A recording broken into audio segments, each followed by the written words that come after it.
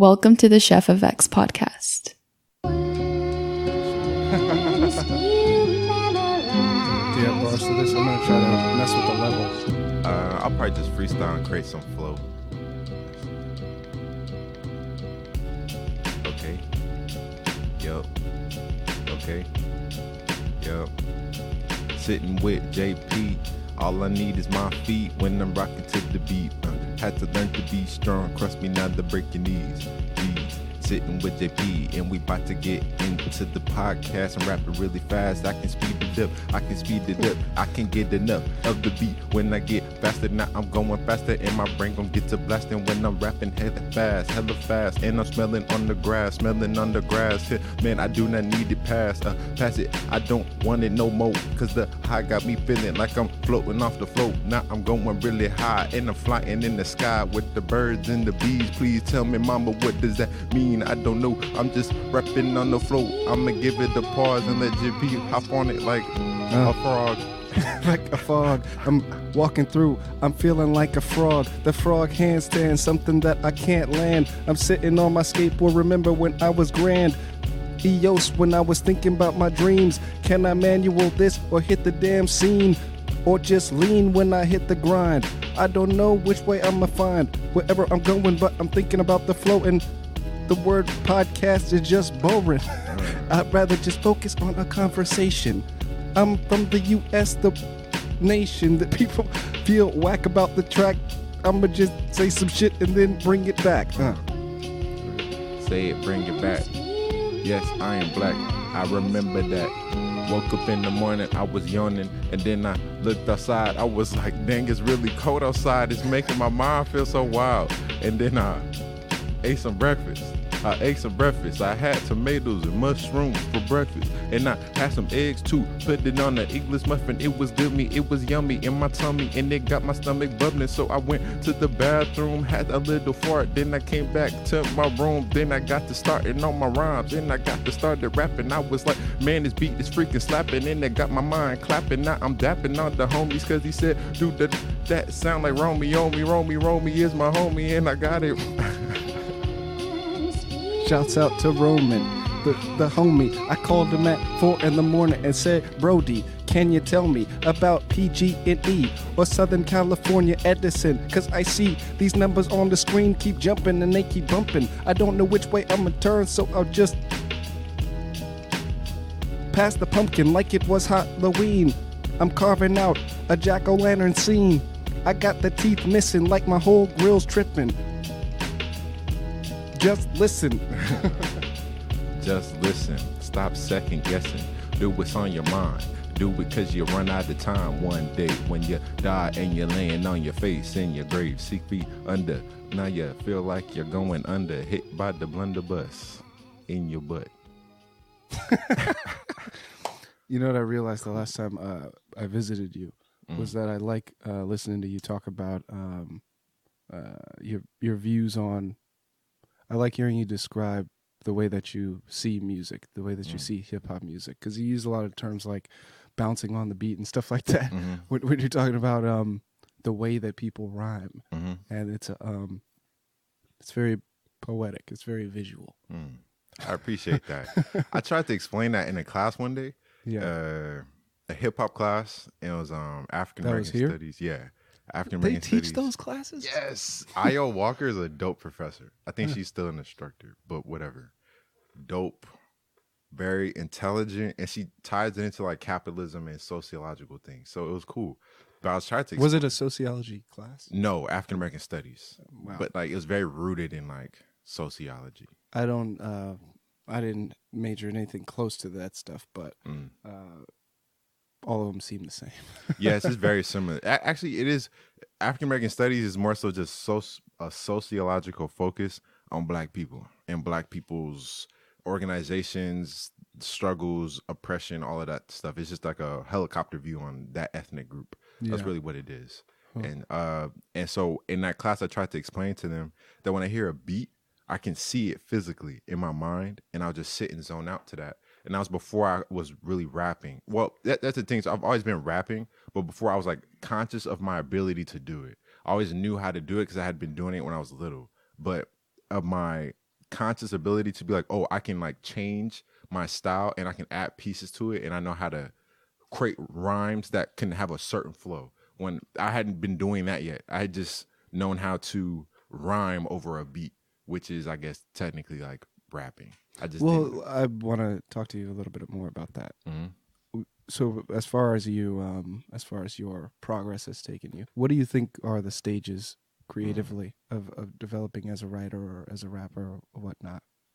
The stages. Okay, the first stage, experimentation, is always the first, I think, step. So I started experimenting with the beat, "Go Gina" by SZA. That beat, the instrumental. Okay, I don't know it's shit. It's a song by SZA, and she's a very melodic singer. Like her songs I've are heard very, of SZA, though. you know, when she sings, it's all melody, and so I would. Most singing, right? Most, yes, but singing, like a beat that goes with a song, like a singing song.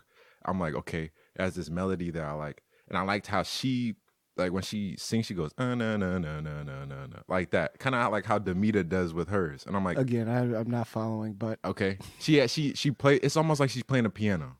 She's going high low high low high low high low, and I would try to rap like that, and I would try to rap. I'm like, oh, this sounds really cool. So then that was right before the summer. Then I went to over the summer, and I just started writing, and I started playing with alliteration, and I started playing with almost like short, choppy sentences that all rhyme. And so I would write lines that like rhyme 40 lines in a row, 40, 50 lines in a row. And it's just all the same rhyme. And even the bars I still have, they all rhyme with each other. Like, you got to be willing to do what you ought. Lives your heart, you're known to start. This your art, you're known to stop. You know what you got, you're not your rock. I just keep doing that so that I could just. I see what you mean by choppy. Yeah, and I could just, I could just run on it because it's the same. I never have to, as long as the syllables line up to where they have a flow to them. I line the syllables up in a way where I can flow, and I can just, and I can speed it up, slow it down to anything because all it is almost like a template. And I wrote. But what's fascinating about that, and I like to do the same thing, but it's hard to imagine how you get to that point because getting the syllables right is completely different from getting meaningful content. Yes. So how do you get the syllables right and say something that makes sense?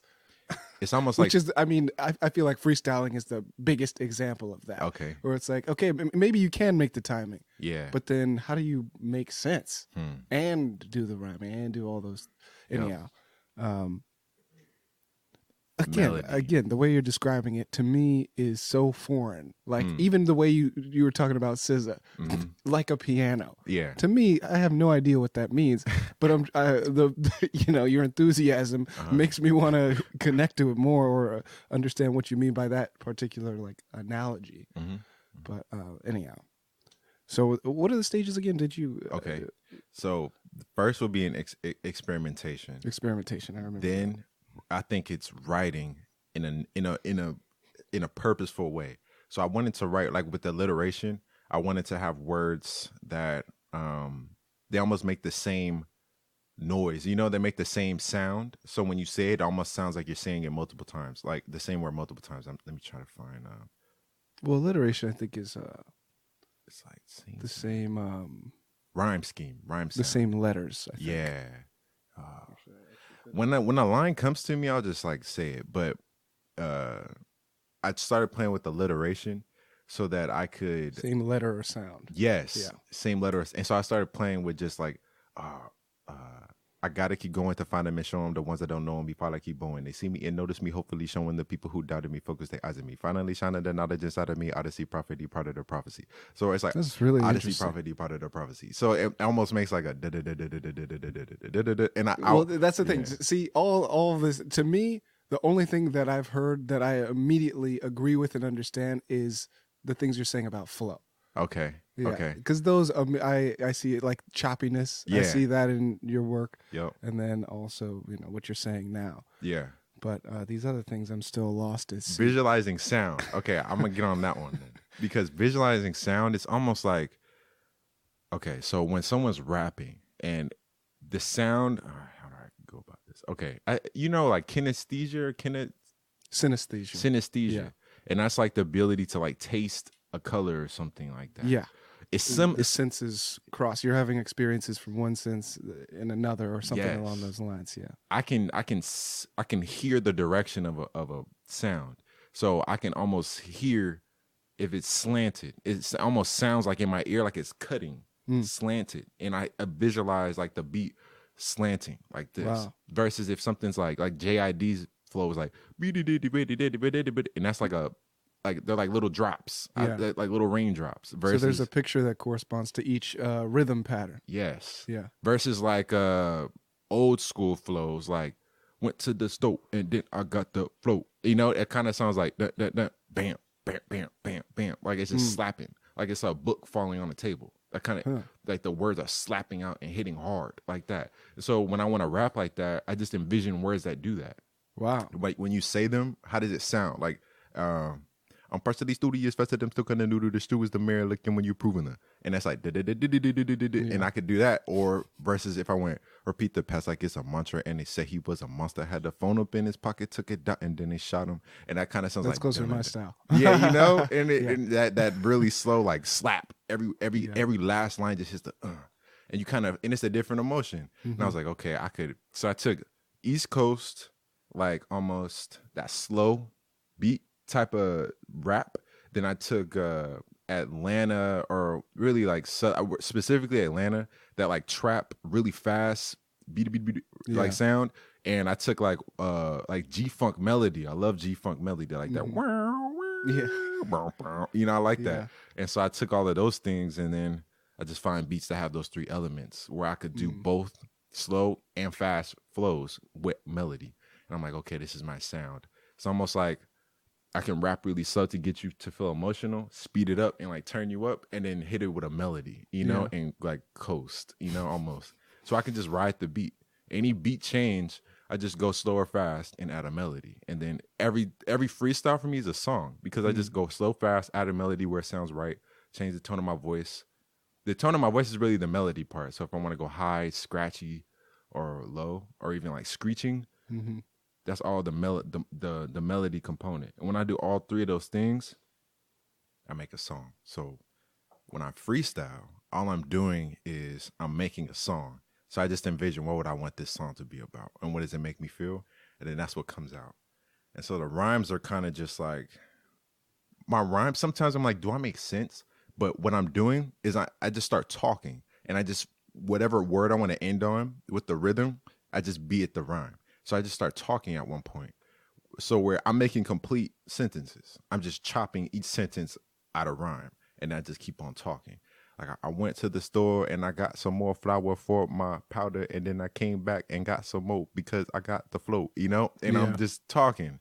And I just do that all day. Like if I'm cleaning, cooking, washing things, because I could just have, you know, stuff playing in the background. I'm just rap, because I just find enjoyment out of it, you know? Yeah. So that's why I like doing it. So, but I'm writing in freestyle, where I'm not going, okay, I want it to be about this.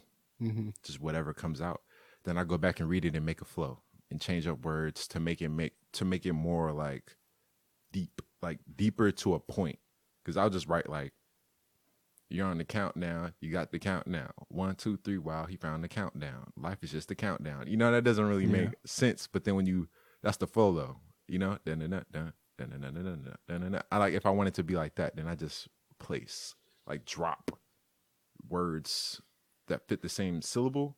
And then when I find a good beat, I'll let beats run for like hours, and I'm just listening until I get one. I'm like, oh, that was like seamless. Like that came out perfect. There was no part that I didn't like. I just take that one, and then I save that one, and I'm like, when I want to write, this is the one I'm gonna use. It seems like you're in a good position to produce a lot of music. Yes. If you're freestyling is like making a song, or you already have the kind of like predetermined, you already have a process where you can come up with the flow, and then it sounds like just fill it in based off of whatever you have to say. Then are you pumping out a lot of stuff? Yes. Do you have a SoundCloud? Can I play something? No, I have that song that I'm working on. Yeah. I actually brought my computer too. That is becoming even more fine-tuned. And so I cut pieces and I added pieces. Now I'm playing with ad-libs and putting in ad-libs where I want them. Yeah. And so, over this, when I go back to LA, that's all I'm going to be doing. So that when I come back, I would like to have it You're from like, Watts, right? Inglewood. Inglewood. Yeah, I want to have it like polished. Yeah. My family's from Watts though. But Yeah, I remember from, you mentioning yeah, Watts. yeah, The my Watts family. towers are Yeah. always like, for some reason, they're stuck in my mind. So anyone who mentions Watts, I usually remember pretty well. Okay. Mm. Cool. Anyhow, yeah, I remember when I was first making music, the cool thing was to do something fast for me. It was really cool to write something in one day or in one sitting, and that being the whole thing. So almost like like a Top Chef competition, not just cook the best meal, but like cook something in some limited amount of time, and then that's whatever is, that's the production. So I feel like with that style, I could produce a new song every 2-3 songs a day. And the only thing that held me back were the beats, because I didn't make beats, so I'd have to steal them from somewhere. And then I realized after a certain point, if I really wanted to share them with people, I would have to get the rights to this stuff, and I didn't have, if I was taking YouTube beats or something, I wouldn't have the rights to it. So like I made a lot of songs that people would be like, "Man, this is really good. Is this on the album?" or something. And I'm like, "No, I don't even have an album.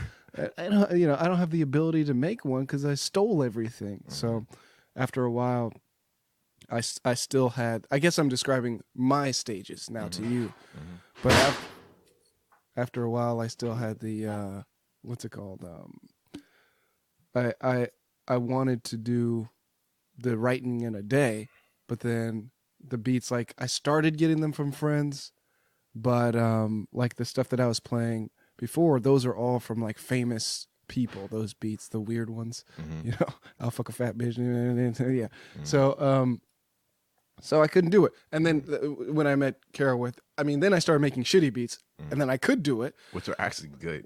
I like them, yeah. But then I because of a number of things, like moving out of the domes and getting into engineering work, I was like, I don't know if I really like.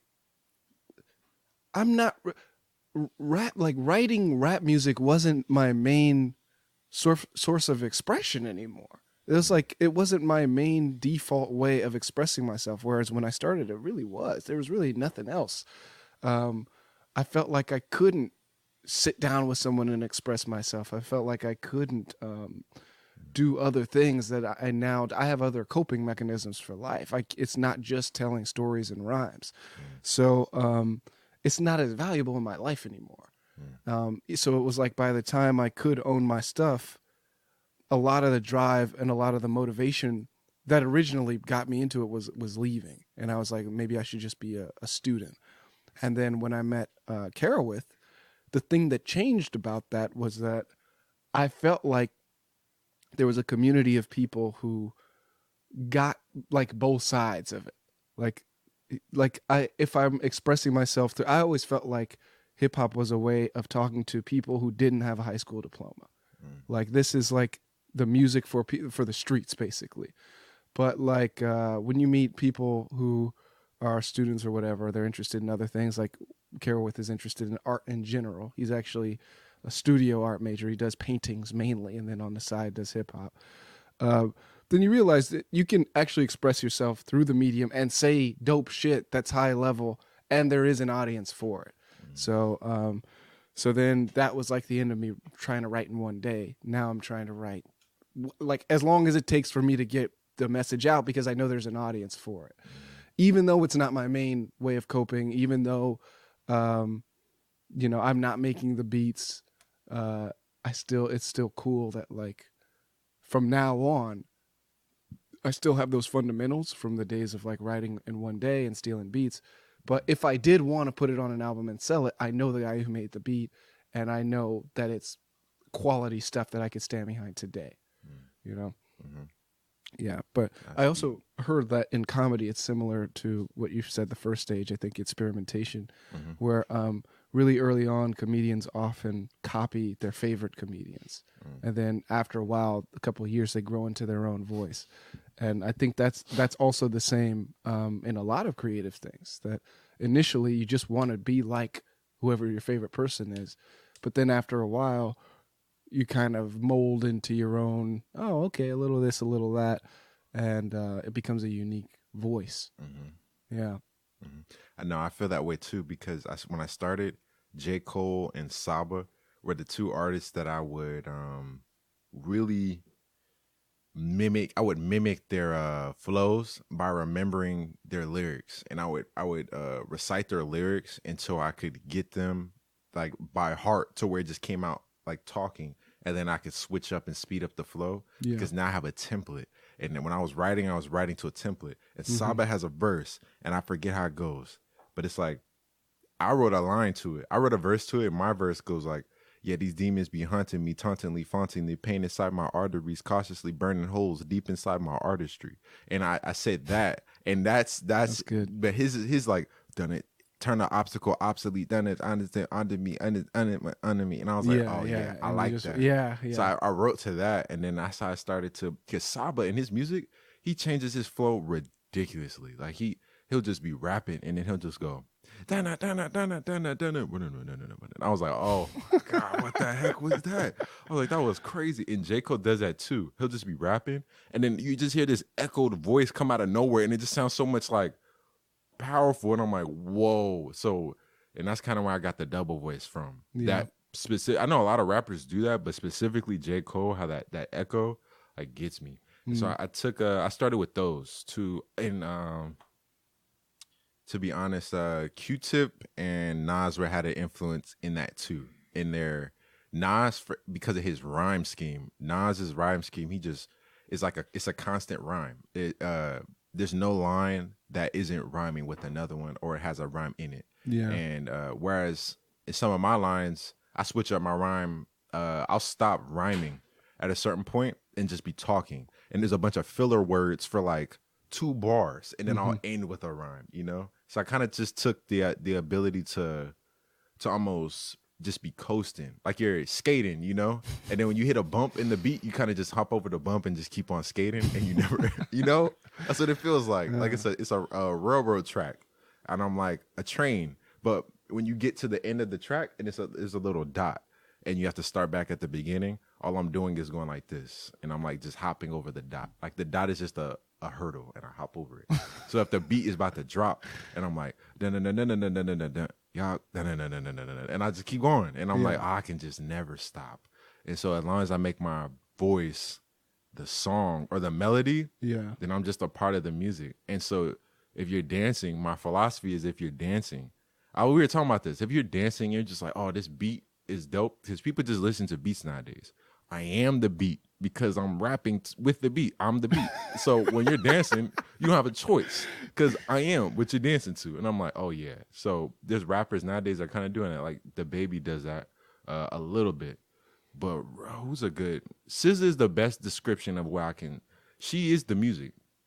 Like her voice is like a whole nother part of the song. And so when you listen to it, who cares about the beat? Like I don't even really hear it. I just hear a voice the whole time.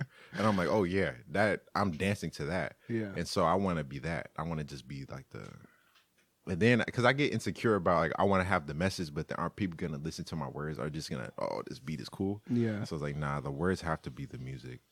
And I was watching a interview. It was just like, but so it was like one of these BT things are asking a bunch of hip hop like old heads, you know, and just other artists, and they're like, what do you think? How did you get to this point? Like, what are the struggles you had to go through? And what's his name? Too Short was like, he was like, you know, if you look at hip hop, it constantly evolves. And he's like, to be honest, where something's about to happen where someone's gonna come emerge in hip hop and just create a style that we're like, I'd never seen that before, and throw us on our ass and like completely change the movement. And I'm like, damn. After seeing that, I was like, okay, why not be me to do that? You know, like why not? And then as I'm thinking about it, I'm like, when I talk to people about these things, like I'm talking to you about it, and you're following me, and I feel like you're following me.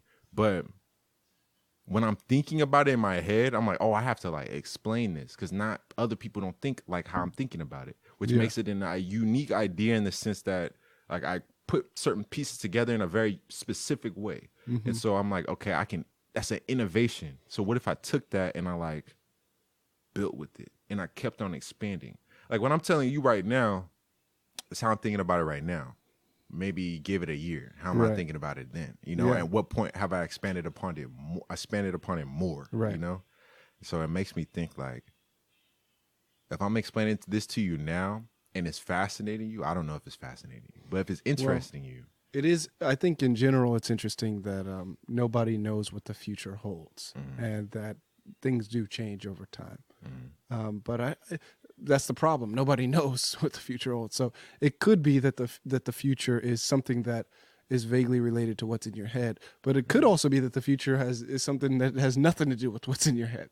That the big revolution that Too Short is predicting, is prophesizing, is actually in a completely different direction. For instance, it has no melody at all, you know?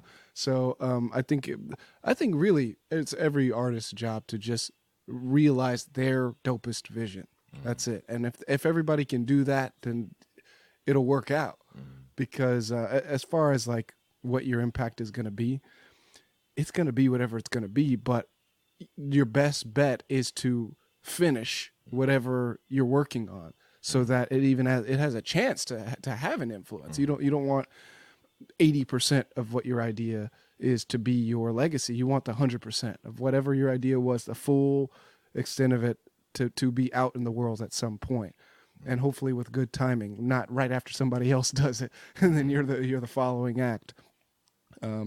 So yeah, I mean, because I know for my direction, I approach hip hop from a speech and debate perspective primarily, and secondarily as a music form. So I'm mainly trying to make arguments, and I'm mainly trying to write, and then deliver the writing. Because in a speech, for instance, like I gave a lot of speeches when I was in high school. I actually made money giving speeches in high school.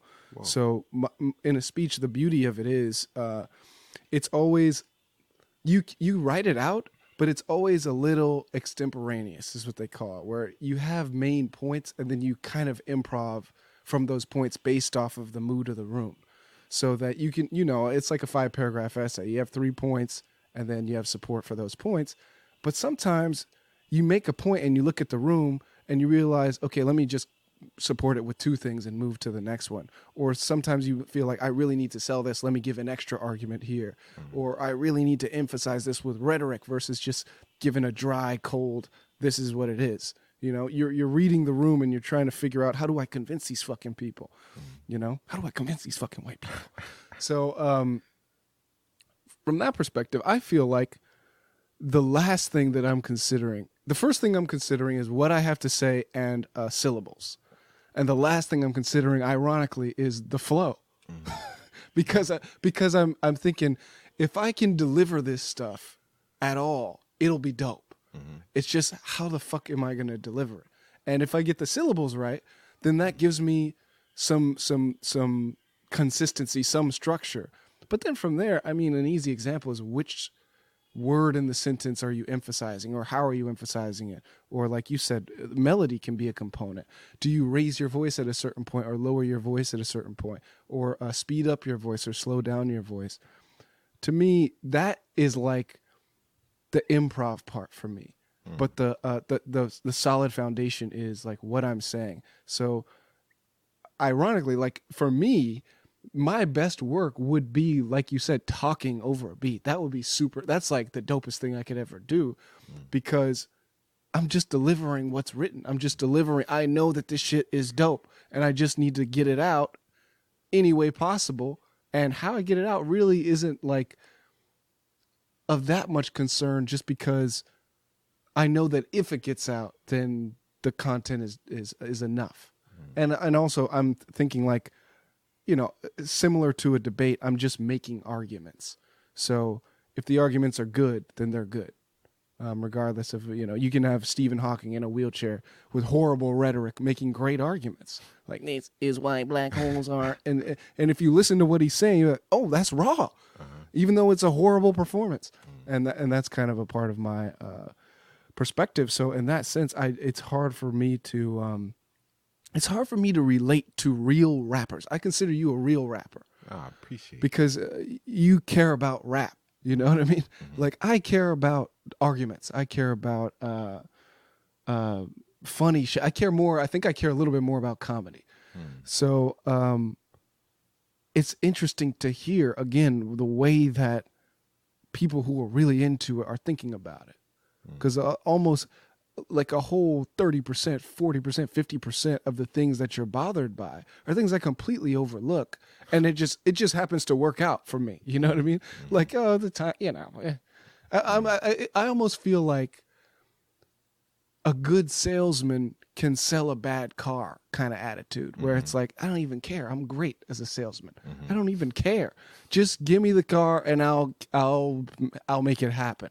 And that comes out in the Shitty Beats philosophy where it's like, really, it doesn't matter what it is. Because I started off with the, so you don't really need. I didn't even have a beat, and you can make it as dope as you want, because it's like, the beat really isn't that important. But other people come from a different school of thought, so that's why I try to just describe. This is how I'm thinking about it. I don't know how many other people. I imagine certain people like Logic are like that, but that really come at it more from like it's almost like a different art form to me. I'm viewing it like the same thing that politicians do, where they're not worried about the flow. They're worried about a flow, but they're worried about rhetoric, not so much these specific hip hop concepts, But very true. But then again, it's one of those things where it's like, how long have I been listening to hip hop? How do I take into account all those years? There's a lot of shit just like walking where once you learn it, you take it for granted. But it could be that I've been studying it for so long that it's natural to me, but in reality, it was a hard road. Maybe I just don't remember, Well, I started with poetry. And so for me, I definitely can see my progression, because I remember the first time I rapped anything that I wrote over this past summer was at Black Fall Welcome. It was at the beginning of this, like in September. It's an event. I think I wrote something for that, and then I didn't go. I didn't go. I did it just off the fly. They were like, anyone want to come up? I'm like, F it. So I came up and I performed what I did. It had no flow. I just kind of just said it like, no. Yeah, I was just saying it like it was just coming out, just reading words off of paper almost. But I had them all memorized. So I was up there like just saying them, and I didn't like afterwards. I was like, yeah, I know that wasn't good, and I wasn't like, because I said I'm going to rap, and then that's what I said. Oh yeah. So then I later found out that people were saying like, okay, yeah, you need flow and rhythm. I'm glad I found that out, because it took me a while to get used to like criticism. Yeah. So once I got used to it though, and I'm like, okay, that's just everyone naturally reacts to something in a different way. And I might not like the way they react to it, but that's them. And so somebody else might like it. So once I got used to that, then I stopped taking it so like, but at the time I wasn't. So I'm glad I didn't hear that. And so I had developed my sound in a way where I was like, I'm very comfortable with it. Then I heard the criticism of my old work, and I was like, okay, cool. Now I know. You know how I feel about criticism right now? I have almost no respect for normal people. I like if I'm performing something, and there's 99 people in the room that have no hip hop background, and Carowith is in the room. I don't care about the 99 people, because I'm like, you guys don't even understand what's happening right now. To me, I'm like, this is dumb. Why am I? It makes no sense to me to try to impress somebody. It's almost like speaking a different language, or like worrying about judgment from someone who doesn't speak your language, judging the sounds that are coming out of your mouth. Like somebody speaks Chinese and I'm speaking English and they're judging me. I didn't like the sounds that came out. Like, you don't even know the meaning. You have no idea what I'm saying right now. You don't speak the language and you're trying to come to some conclusion based on what? They're meaningless sounds to you. You know what I mean? Unless you understand the details of what I'm doing. I see it as a form of communication where if you don't have the cheat code, if you don't have the key, it's an encoded message and you need the key to read it. If you don't have that fucking key, why are you talking? You know? And a lot of it is like, anyhow, I say that to say, when I usually don't go in front of crowds. I do a lot of like internal criticism in order to reach the end product, because I just don't value most feedback. And I believe that if I get whatever is in my head out, like fully and then get criticism, that's better than somebody jumping in at 90% and saying they don't like it or something like that, because they're not really judging the full thing. They're just judging the draft. And that can be damaging, because what if they fuck with me finishing that draft? What if I was going to go in this direction, but because they came in at a certain draft level and said something, then it veered me off course, and then I never even completed what I wanted to complete in the first place. Maybe you would have liked the finished product, but because you fucked with it, now we'll never know. That shit is gone forever. That's so how I felt. That's exactly how I yeah, felt. so when it comes to things like the Black Fall Welcome and stuff like that, if I were to do it, I would only do it comedically. I would only do it to piss people off. And I think that's why I didn't do it, because I actually wrote a song at some point, and I remember it was going to be something at Davis related to blackness. I don't know exactly what the title of the event was, but they were like, if you're an MC or whatever, come through. And I wrote a song. This was when I was in the domes. Wrote the song, and then I was like, I could go or I could just go to sleep. And I just fucking went to sleep. I recorded it and then just went to sleep. Like, I'll just listen to this song. And it wasn't the best. It wasn't the worst. There were some bars in it, but I thought it's not worth the risk. I think hip hop is taboo. I think comedy is taboo. I think it's not really worth the risk, especially in a university environment where everybody's trying to play it safe, so to speak. It's not worth the risk to take the ridicule when there's like nobody there that can even sharpen you as an artist. You know, what's the benefit to you if everyone's just going to hate or not understand or misconstrue, not even going to try to, it's like, why go through the torture when you can just share it with one or two friends who have a certain sensibility of it, have a certain taste, and they could be like, oh, I see you were doing this. I see you were doing that. Okay. If you want feedback, it'll be meaningful because I know a little bit about what I'm talking about. But if you don't and you just need the confirmation, hey, this is what I think of it now. You don't have to change shit.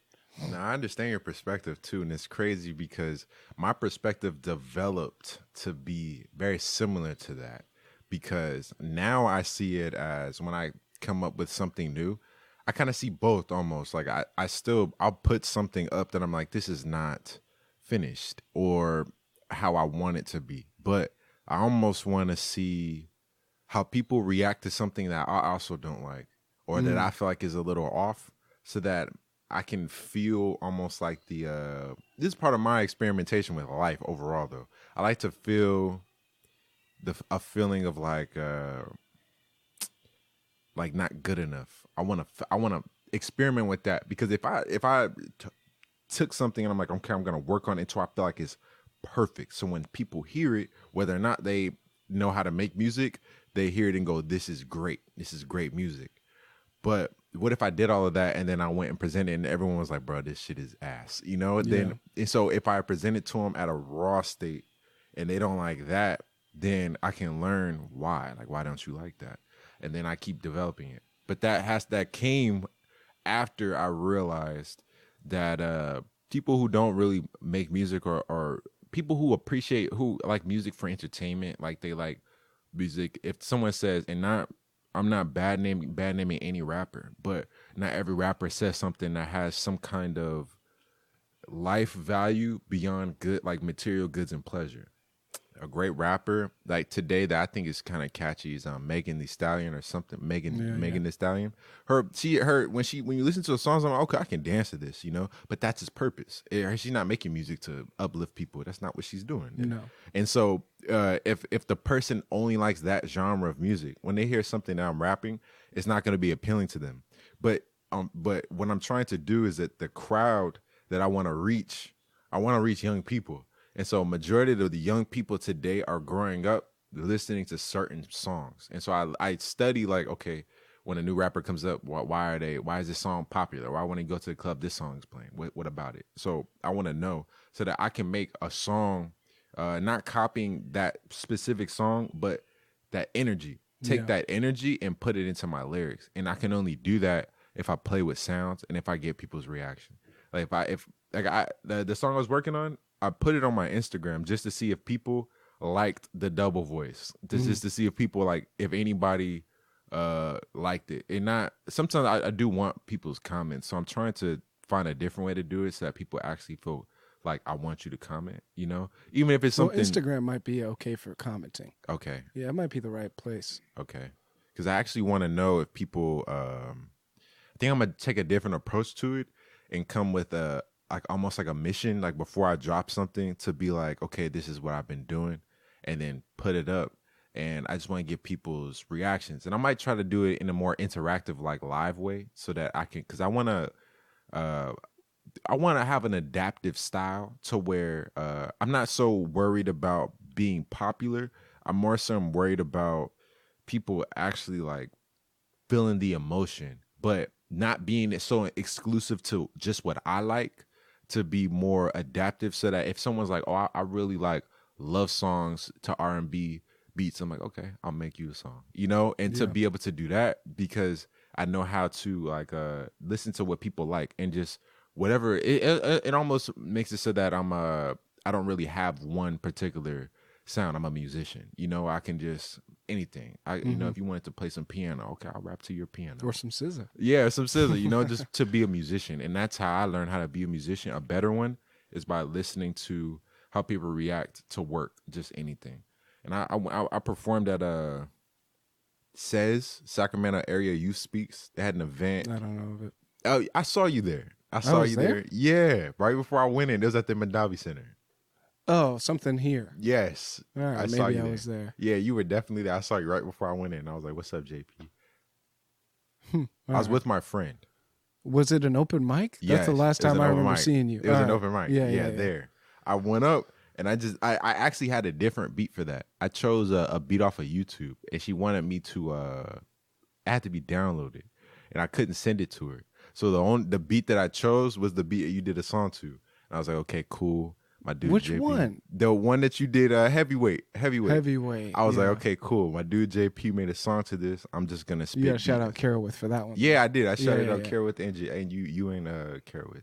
But then I was like, okay, I'm gonna just drop some bars to it. I'm just gonna freestyle. Basically, is what I said. Okay. So I got up there and I just freestyled. That's really like raw, man. bars. That actually makes me really happy that you're freestyling at open mics. It's because I have the bars to do it though, and I mean that's still well. I guess that's controversial. Is how free does the freestyle have to be? If you're using old bars, somebody can debate that. It's freestyle in the sense that it's not none of them are structured for that song. I just make them. I make them. But I do, for example, on the radio show, that I had like bars that I knew, but then I was like, nah, fuck that. Did you go on Thursday, Friday? Yeah. I missed it, dude. I slept in. Oh no, you're all good. He was looking for you though. He was like, "Where's JP?" Yeah, but it's cool, dude. Last time I was there, I did a really cool screech there. Damn. Yeah. I want to get the record of that. Heck yeah. Because Khan was like, "Just go for it right now, right now." Heck yeah. But that one, see, I freestyled. I do that by just creating a story because I'm like, all right. So I just start talking about something. Dude, and to me, in my opinion, and I've been saying this since I knew about that radio show. I said, listen, this is what you need to do. Play your own beats and freestyle. That's it. That's the whole show. 2 hours. 2 hours. That'll be dope. That'll be raw. Or just fill it in. Just fill it in with shit from YouTube or whatever, or from the records. Because they have a lot of records there too, right? But like, to me, I'm like, dude, you make beats and you're on the radio. Play your own beats. Heck yeah. And just have people freestyle. That's Heck it. Yeah. So this was your idea. Well, the thing is, it's everybody's idea. Freestyling is like I said, I started with when I was in high school, I played on the drum line, and we would just freestyle on the drums. That's dope. We would just have there'd be somebody with a bass drum. Like we had access. It was a crazy setup. We had access to these drums. We had no instructor. We would just fucking go wild. We'd go in at lunch and just get all the drums and go to the middle of the fucking courtyard and just start jamming for no reason, right? Or we at least had drum pads. Everyone carried drumsticks with them. It was like a culture thing. Drumline had just come out. So everybody was trying to look like Nick Cannon. But we would just fucking jam all the time. And there was always somebody who walked by and just freestyled.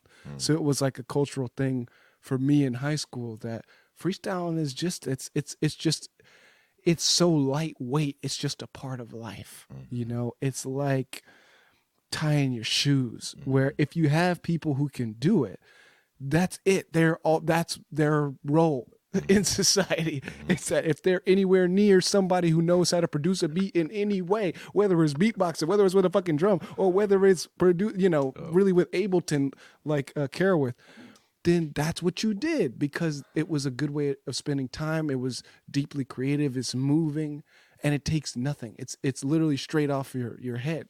You don't have to have anything prepared. That's the whole skill.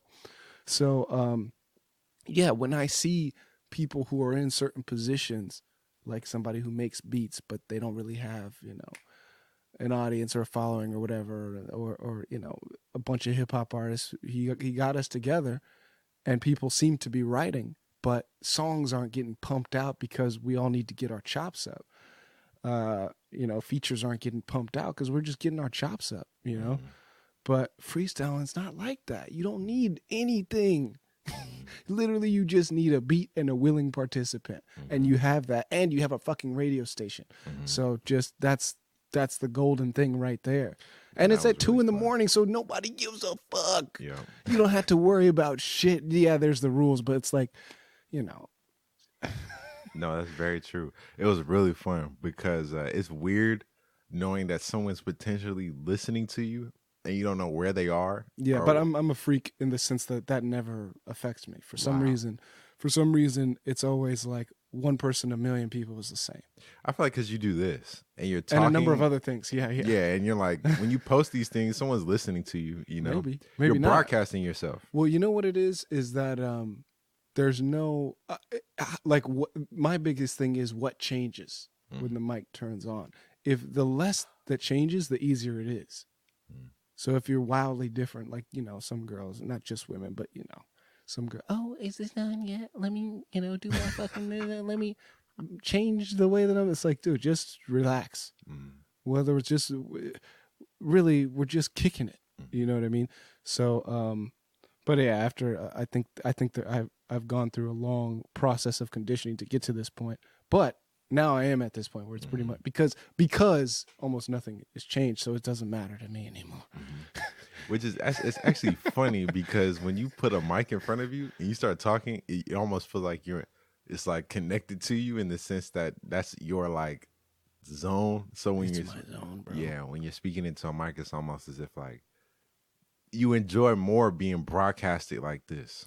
Well, you know what it is that it's the attention that's different. So I enjoy talking to groups of like 3 or less people.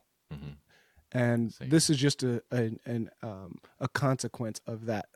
That's like the true baseline. And then talking to one person with a mic is just another form of talking to 3 or less people. So the real zone is 3 or less people. And then the specific implementation of that is like this. It's like, I like yellow, and then I have yellow shoes. Like, oh, you like yellow shoes? No, I just like yellow, and I happen to, this is the way that's being expressed. It's more general than just these yellow shoes. I just like yellow all around, But the reason for that is the attention. There's certain things that can happen. And I've been thinking about writing a little bit about this. Not that it hasn't been written already, but it would be my version. That communication is a number of skills, and when you have a smaller number of people, a lot of those skills seem to come to like the forefront. Like you have more control over what's happening. So 3 of them that I can isolate right now are storytelling, making arguments, and active listening. So you can get better at each of these 3 things in isolation. You can make better arguments. This is what a lot of people who train in logic are training in, lawyers, scientists, etc. You can get better at storytelling. This is what a lot of creatives train in, whether they're doing puppetry or they're comedy, etc. And then you can get better at active listening, which anyone can get good at, but anyone can be bad at too. And it's just a bunch of subtle things that come together, like monitoring body language, tone, at the high level, whether or not, if someone's breathing or if their eyes are moving a certain way, that means this. And then in another situation, that means that. So there's like these different dimensions of communication. But when you have more people, there's this scaling effect that fucks it up. So, for instance, body language. Like, how do you read 9 people's body language? It's a lot harder than reading one person's or 2 people's or even 3 people's. Active listening. What if you're listening to one person, but then a fourth person is cutting you off, or there's a side conversation going on? How do you actively listen to multiple people? That's more difficult. So if you lower the numbers, a lot of those skills that are necessary for a high quality conversation become easier. Yes. Yeah. Wow. So it's not just random chance that I say, less people I enjoy more. It's the quality that I enjoy. And the quality is a lot more difficult after you reach a certain maximum capacity. Yes.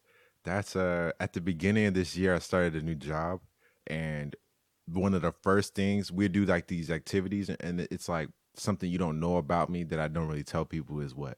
And I'm like, something you don't know and I don't really tell people is that I'm better at one-on-ones. Like, that's my thing, because when for me, it's just even 2 people throws me on like a mental roller coaster. Like, I can't take it. And I'm like, I can't, especially if the 2 people's personalities are different. It's even worse when the 2 people don't know each other, but I know both of them, and it almost feels like, okay, I want to be able to talk to this person without this person feeling like they're being left out, because I have a fear of leaving people out. So I'm like, because that's a good fear. It is.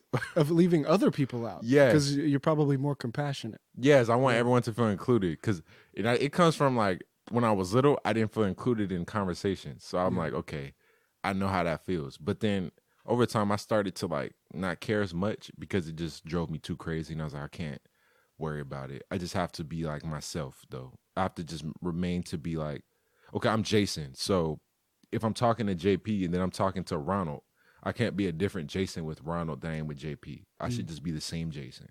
And if JP and Ronald don't like the Jason that I'm being, then I can't do anything about that, It's tricky, though. It is, because really hard. You can't be different Jasons, but you also have to be different Jasons. To an extent. And that's the kicker. That's the trick, is the extent has to be it has to be the right amount of difference. If it's too much, then you're being fucking fake. Yep. But if it's not enough, you're not being genuine to anybody. Yep. Yeah. And which is why some people I just stopped hanging out with regularly, because I would see them and I'm like, this Jason I have to be with you is too dramatic in the sense that, like, it's a dramatic You told me difference. this before. And I'm like, I can't do this anymore. Like, it's just too much, because once I start just being comfortable, you're gonna be like, who is this? You're changing. No, I'm actually just being me, and you're just seeing it for the first time, and you're probably like, who is this guy? Yeah. And but once I did that, I started to value being I've always been a person that spent a lot of time by myself, but I started to value it in a different way, where I started to make projects for myself and be like, okay, that's huge. Yes. When did you start? How long ago was that? Let me see. I would say last year. Wow.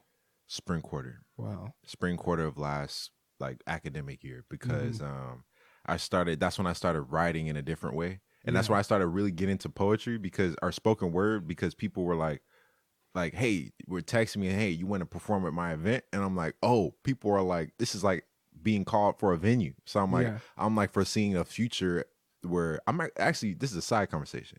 I'm going to go talk to my friend who has talked to me before about running venues in downtown. He's looking for artists. And I posted something, and he was like, we need to talk ASAP. So hopefully this conversation we're going to have, I'm going to ask him anyways, if we can start getting some, like, spots to, like. And for you, you'd be the most interested in rapping, spoken word? Rapping. I would be the most interested in making music and performing it at these events, where it's like I'm the act, or us, whatever, whoever, whatever. I'll feature. Heck yeah, dude. Heck yeah. It could just be that you have your own segment.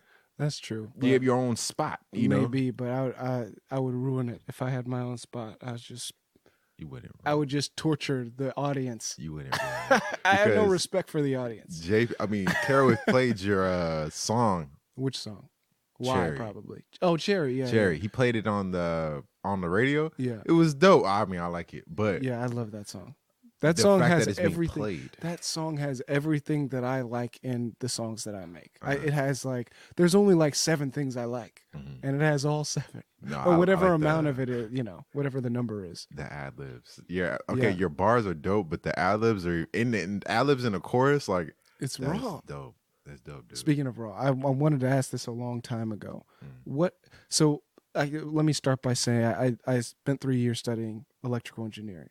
And one of the engineering ways of approaching projects is to prototype. So you make like a minimum product or whatever. You make the bare minimum example or version of whatever you're trying to present so that people can get a rough idea of what the fuck you're doing. Like an easy example is if you're doing something mechanical, you make either a diagram or a physical thing that says, this is the thing, this is this new invention, a hammer. This is what it is. Okay, these aren't the real materials I would use, but this is what it is. Like 3D printing is used for this and so on and so forth. So anyhow, I think of every creative thing that I do, anything that involves me producing some output, I approach it with prototypes.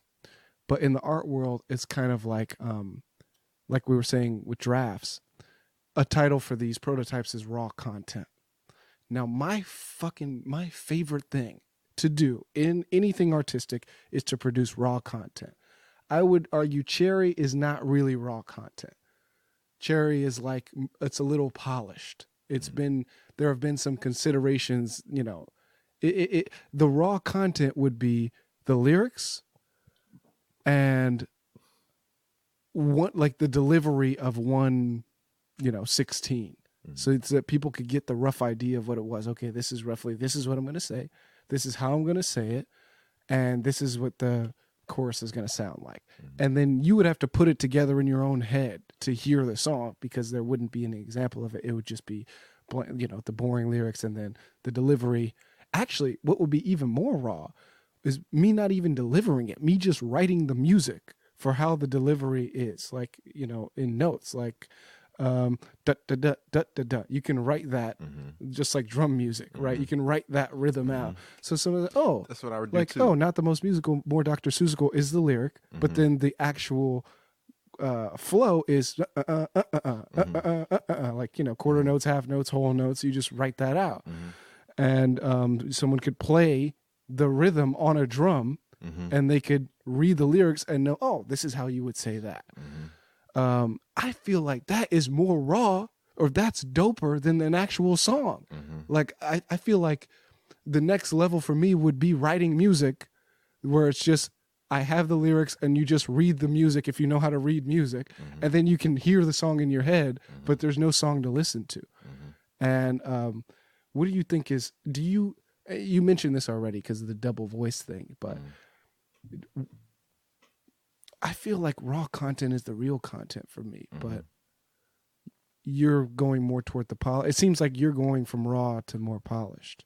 I feel like I'm going from polished to more raw. So what do you mean?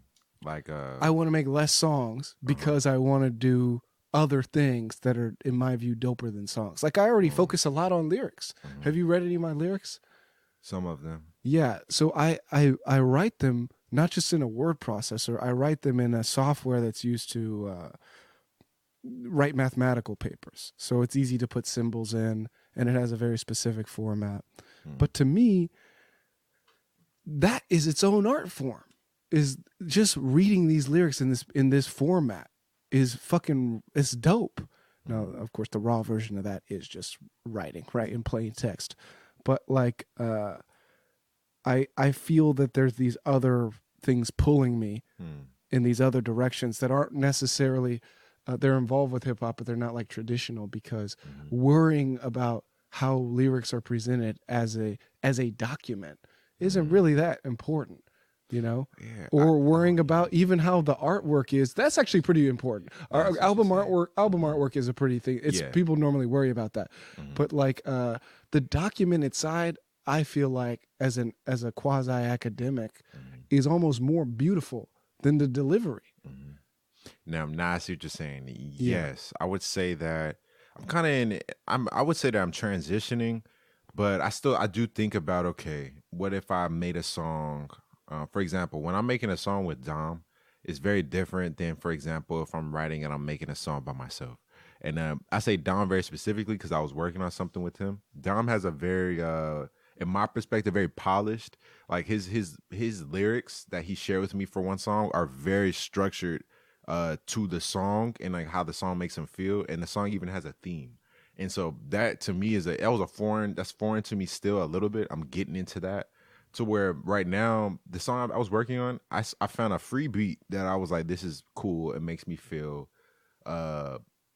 happy, but in a sad way. Like it makes me feel like I'm sad, but like this happy song, it makes me feel the sadness more. And so I was like, I don't know, that's cool. I was like, that was a really weird feeling. And I was like, okay. So I chose that song and started rapping to it. And so I found some bars. I was like, okay, that sounds dope. And then I recorded myself and I rapped over my recording. And I was like, yeah, that sounds cool. Double voice. And that was the song. And so it started just, I would say that's raw to me in the sense that I didn't like, it was a bunch of random elements and I just threw them together. But since then I started listening to some 2000s kind of beats like, I looked up Kid Cudi Nirvana type beat, and I found out Kid Cudi type beat called Nirvana. Yeah. And it's like a Kid Cudi rock type of beat. Yeah. And I was rapping to that, and I was like, oh yeah, this is like, I was just talking to Demeter, and I was like, when I find the beat that fits my sound, I'm gonna hear it, and I'm gonna know, because I'm just gonna hit it a certain way. Now I'm gonna be like, that was amazing. And as soon as I played that beat, I had that feeling, which is the craziest thing. I think that might be biased too, because I was like prepared for that to happen. Yeah, you did directly search for that. Yes. That's a very specific thing, Kid Cudi and Nirvana. Yes, but when it happened, I was like, whoa. And it reminds me of I started to figure out that I was so resistant of Jid and listening to him, because I was like, when I study artists, I really like to get into it, and I was putting him aside for a while because I was focused on more so like J. Cole, and I was trying to really understand J. Cole's style before I got to Jid. But then I was listening to DiCaprio too, and I started listening to it, and that day I was like, wow, this is what I'm going closer to, that type of sound, that style. I start to get closer and closer to that, no matter, not even listening to JID, I'm just getting there. You know, I'm just naturally progressing to that because I like how that sounds. And I like, it's kind of started with Logic, how he kind of goes back to back to back to back, like kind of like that. He goes really fast, and then he'll just have segments where he's going back to back to back to back to back to back, and I'm like, what the heck? But it's almost like a 44 bars is a good. I used to study that song because of how he switches his flow up with the beat. Jid does that too, but Jid does it in a much more like, not screaming way, but more like just calmly does it. And I'm like, huh. And when I heard that Kid Cudi Nirvana beat, I kind of just freestyled to it. And I should have recorded that. That session, that freestyle session, was probably one of my dopest freestyle sessions. I was like hitting beats in a whole nother way. Some Nipsey Hussle beats, like all kind of stuff. And I was like, wow. And then it's getting me closer to this new sound that I have now, that I've been working on. I'm like, this is different than everything that I'm working on and that I have worked on. Is completely different, almost to where I feel like a psycho when I'm rapping. Like I'm changing up I'm literally screeching at one point, then I'm like talking super deep, and then I'm like, I started pop locking to my lyrics. You know why?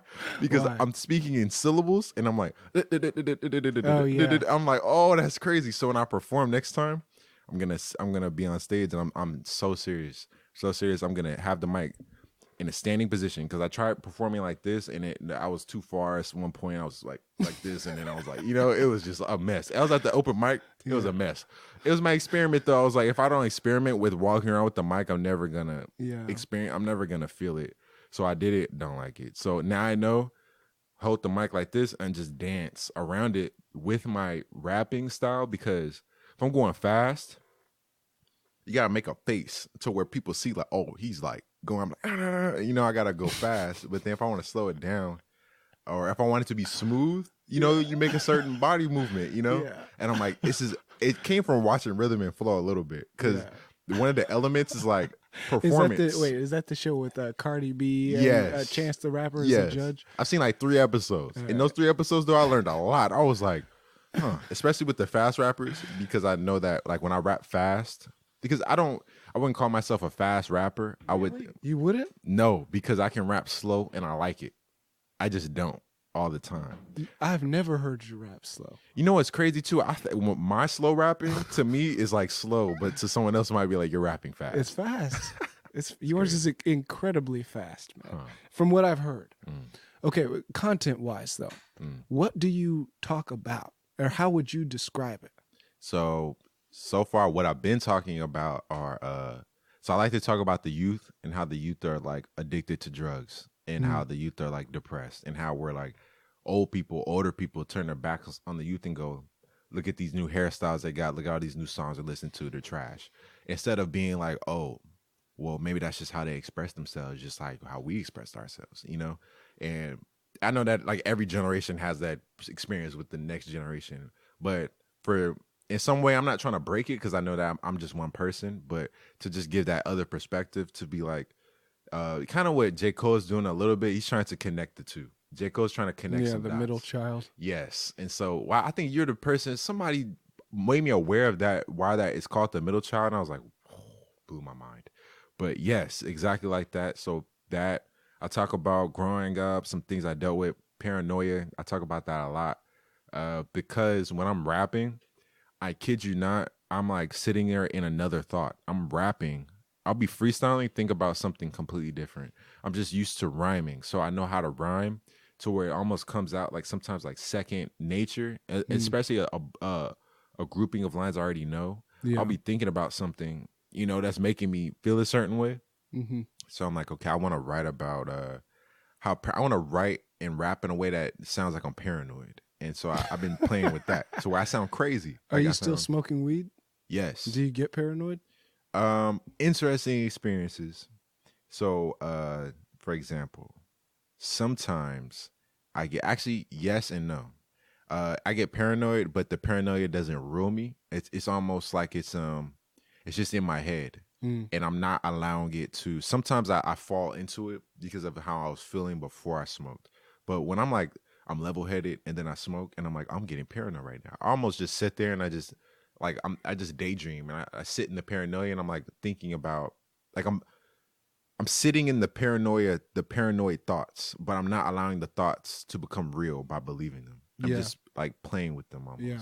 That's almost like a meditation technique where you observe your thoughts, but you don't control them. Yes. Or you don't try to control them. Yes. And I just let them happen, and eventually they go away.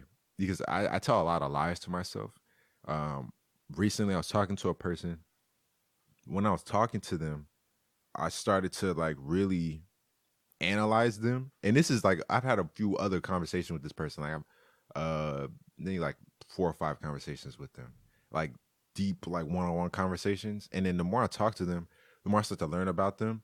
And I'm like, this person's very similar to me in a way that I didn't anticipate. In the sense that in this particular way, when I was talking to this person, I was like, I have a hard time, like when I'm in a conversation with someone, being like saying something that's on my mind, like throwing an idea out there, just being like, have you seen the news? You know, it's hard for me because I don't want people to slam it and be like, shut up, that's stupid. You know, it's just what's in my head. And I told that person that, and I'm like, I have a hard time with that too. And so when I'm talking to them, I used to talk to them and be like, they don't like, and every time I say something to them, they just don't say anything. Am I boring them? But then once I understood that, I was like, oh, I'm sitting here thinking, what should I say next? That's what they're thinking. And so once I understood that, I was like, I'd start to really bond with them in a different way. And I see them as a completely different person. Not even if I text them or call them, any communication, I almost like just get it. Like, I'm like, oh, I know what you mean. I can almost see them saying it.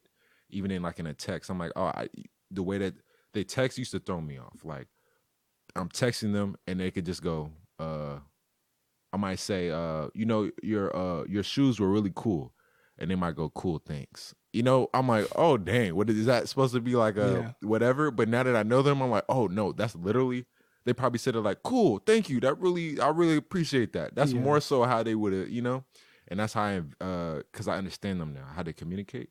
And I'm learning to do that with my music, in the sense that, like, how I can, when I learn more about how other people are similar to me, I start to see myself more. And I start to go, oh, like, I'm still a very reserved person. I think of myself as not a reserved person, because when I'm on stage or when I'm by myself, I feel completely comfortable, because that's where I feel complete. But when I'm with another person that I don't really know, completely reserved. And once I start to see that in other people, and I go, oh, they do those things too. And then I start to go, oh, okay. It starts to bring me back to reality, and I start to go, oh, this is how I am. And I'm kind of segueing, but I want to. Well, let me tell you what I think about your content, because and it actually connects with what you were saying about being introverted, being reserved, etc. A lot of it is inspirational material. So a lot of it is you telling people that they should believe in themselves. And I think that this is one of the things that, in general, I think, you know, as negative as of a stigma as hip hop gets, when it comes to motivational material, it's actually high quality, I think. And one thing that I realized as an adult is, like, why do people like gangster music, right? Why do people want to listen to thugs giving their spiel on life? And one of the conclusions I reached is that these guys are high stakes. These are people who walk the walk. So regardless of whether or not you think they're a good person, they are people who are taking a lot of risk in their actual lives, or at least people they're portraying themselves this way. And that's valuable. Even if you don't like somebody, if you think that somebody has a job where dying is a part of the equation, and they're still getting up every morning and, you know, working hard to achieve whatever goals they're trying to achieve, that's motivational. That's inspirational. Why? Because you are not dying. You are not in a situation where death is one of the likely outcomes. So if they can do it, then you can definitely do it. And it's a very real message, even though it's kind of cloaked in this negative stigma. The reality behind it is, like, some of the people who are carrying the worst stigma are in the best possible position to motivate, because they're dealing with higher stakes than you. They're taking more risk than you. They're in worse situations, and they're persevering through it and talking about it. Hey, I had a shitty life and I'm still motivated to keep working. That's like a general message in a lot of, like, the trap music or the gangster music or whatever the fuck. So anyhow, I also think that people who struggle with things like being introverted, and, like, not that that's a struggle in and of itself, but, like, feeling like you don't have a voice, and then persevering through that to the point where you feel comfortable on stage, which a lot of people are afraid of. I don't know if you know this, but public speaking is a big fear amongst Americans in particular. Because they're scared somebody's going to hate on them, you know? But see, I was bullied, so I'm used to that. I'm used to the feeling of people not liking me. Yeah. And well, what I'm saying is, like, you are the gangster for somebody. Your motivational material is valuable because of what you've been through. And people understand that when they see you and when they hear you and the way that you're delivering it, that it comes from a real place. I appreciate so that. I would say count that in to your analysis of your music too, because I think that's one of the things that people specifically go to hip hop for, is to hear people, to motivate them. As crazy as it sounds, people talking about drugs, guns, whatever the fuck, it's motivational. For people who are actually going through that too. Yeah. It's motivational for them to see someone who is in that same pool as them be successful. And even not a lot of the people who consume 50 Cent, white people from the burbs. Why? Because it's fucking motivational. This nigga got shot 9 times and he's making power. What am I doing? You know what I mean? So I think that, yeah, don't discount that, and consider, like, mental health journeys as real journeys, as things that you have to persevere through. Because I know one thing that I consciously try to do, a few things that I consciously try to do that are of that same vein, or I consider them that, are I try to talk about science, I try to talk about mental health, and I try to talk about sex all the fucking time. And the reason is because I think it's motivational. I think science is important. I think mental health is important. And I think, especially for people who have a science background or who are interested in pursuing science, sex is important, because there's a stereotype that you're not a real human being if you're interested in science. You're kind of like this other species that doesn't want to fuck. No, people want to fuck. Right. In fact, I think that my science background is a large reason, and that I'm biased, but I think it's a large reason why I get to interact with the women that I interact with, because a lot of my style right now is based in it's kind of as weird as this sounds, a lot of analysis and a lot of like brutal honesty. A lot of these values that are true in the science world, I apply to the relationship world. So there's actually a lot of crossover, but the stereotype is you study physics, no pussy. That's definitely not the case. If you're smart, no pussy. If you're smart at all, no pussy. You're giving up pussy as soon as you go for an A. You might as well settle for the D if you want to get laid ever. And that's just not true. And I don't think that. I think that the arts are an area where people who are scientifically literate are allowed to talk about pussy. I think if you're if you have your PhD, you pretty much sign the dotted line where you have to be politically correct all the time. You got to be a stand-up citizen or whatever. And whereas if you're an artist, you can just talk about your own life. You don't even have to make up shit. You could just be like, hey, this is one of the things that every hip-hopper talks about.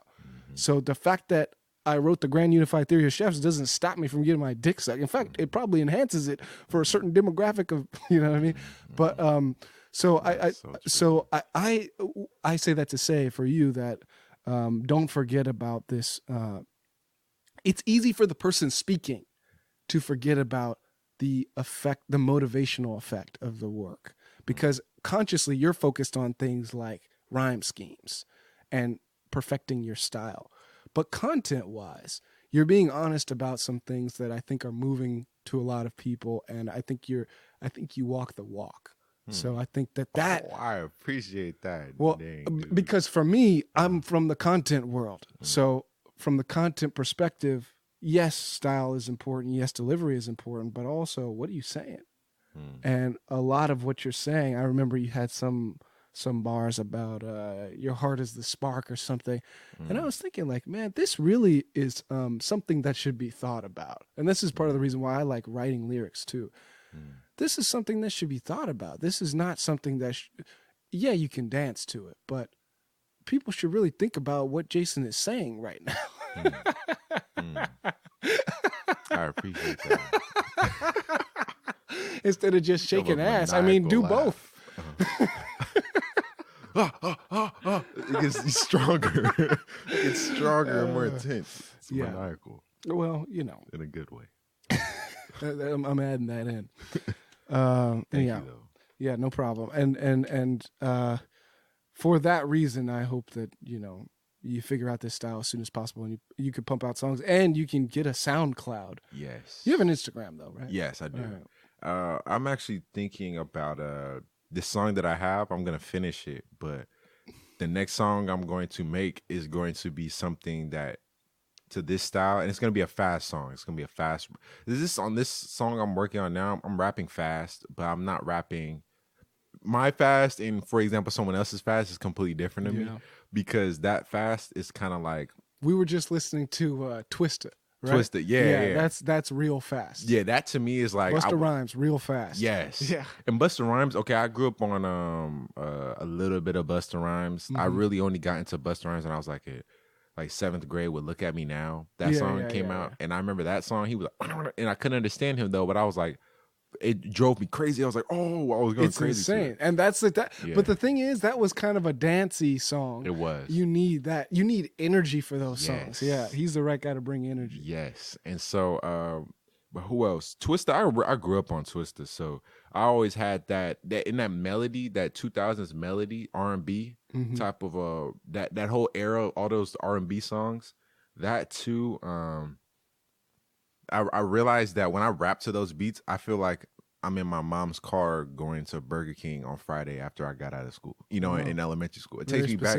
Yeah, it's a very specific moments. I can even see, which car she had at the time, and where were we, in life. It takes me back to those moments where I'm like, wow, I want to rap to music like this and make music that has this kind of feel to it, because then when I'm making my songs, I won't have to make it. I won't have to make it be something. It'll just be whatever comes out. Yeah. And I've been writing in preparation for I don't know how many songs. Like I've been writing whenever I just have a line, I just write it. And sometimes I wake up and I'll be dreaming, and in my dream I'll start performing a song, and I have these bars that I spit in my dream, and I wake up, I get my phone, I grab the anything.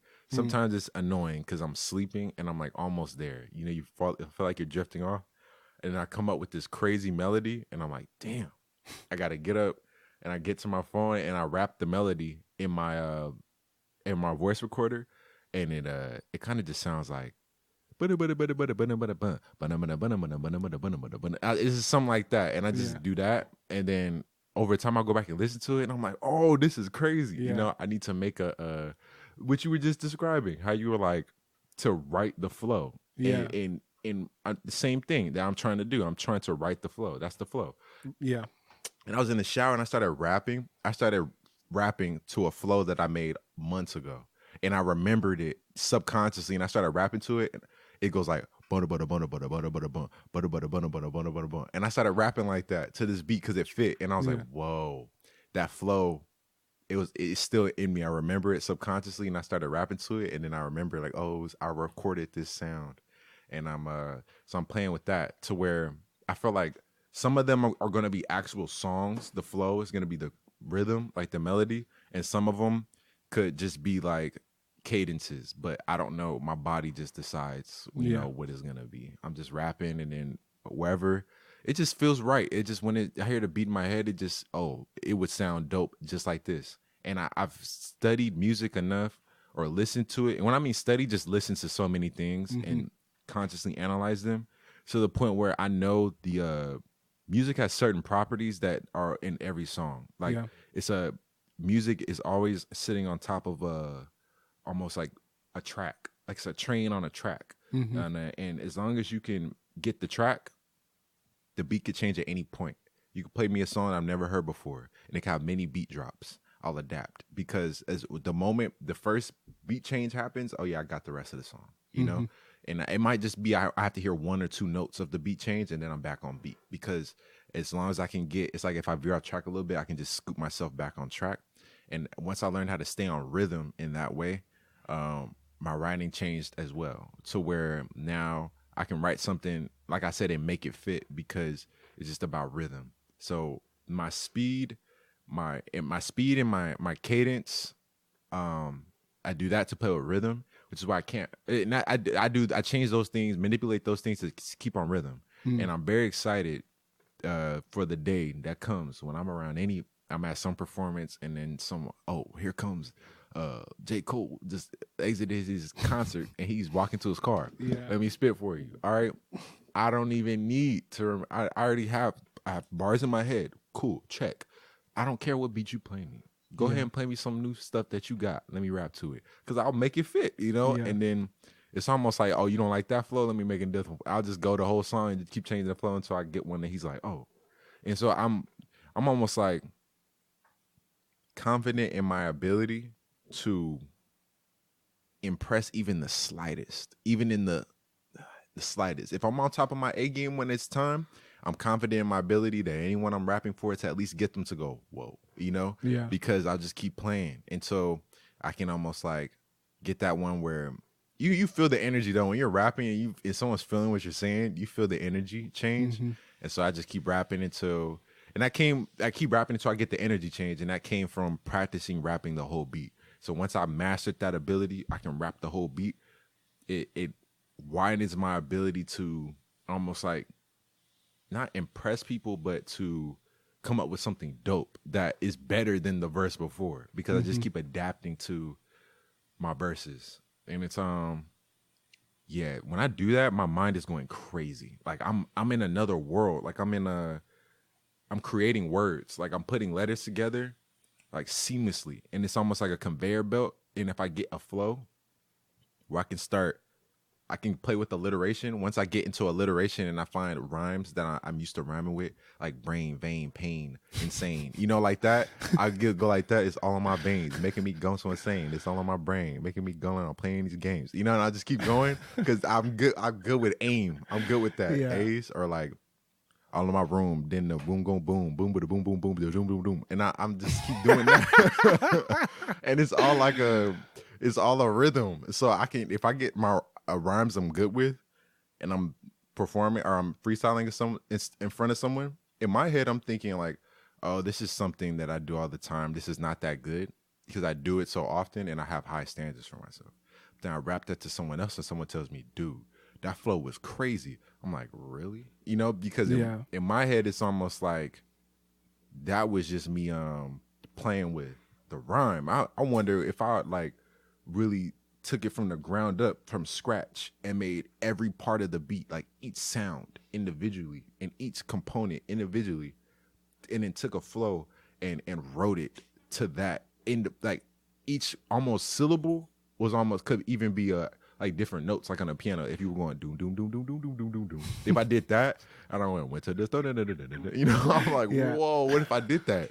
So I could just each time I record, I just go then the next time won't, and just keep and do that until it's almost like a piano, like you're playing a piano, like Beethoven's symphony, that's my song. And I'm like, huh.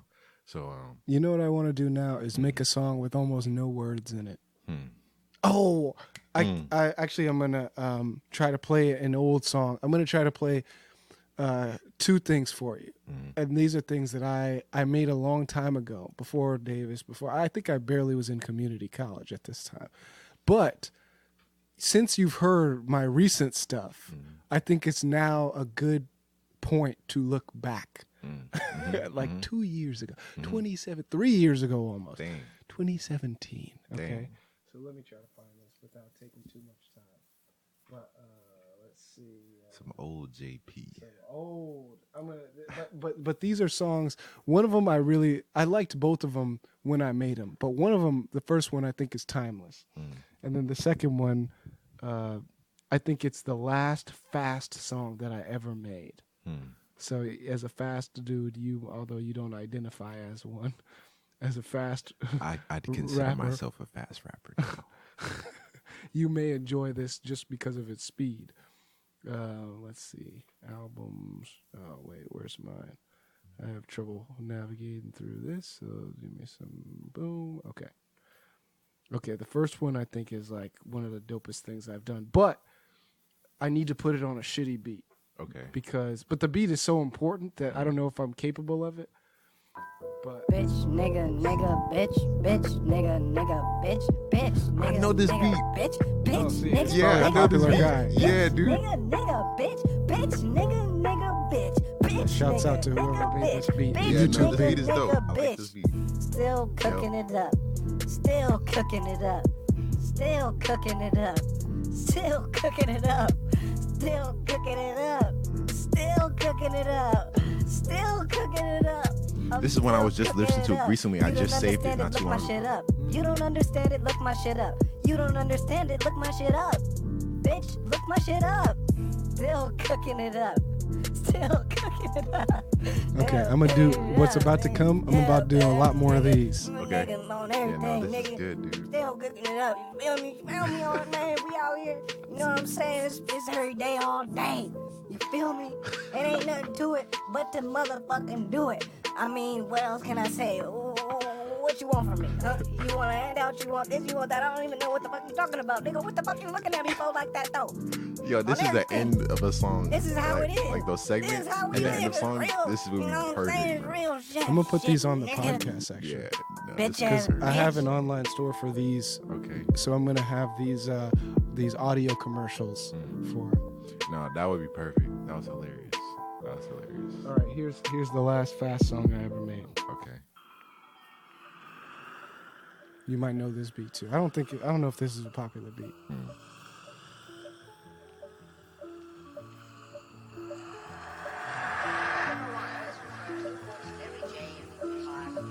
That's a Caribbean type. They never say to each other, let's smoke marijuana cigarette. They say, let's turn it on.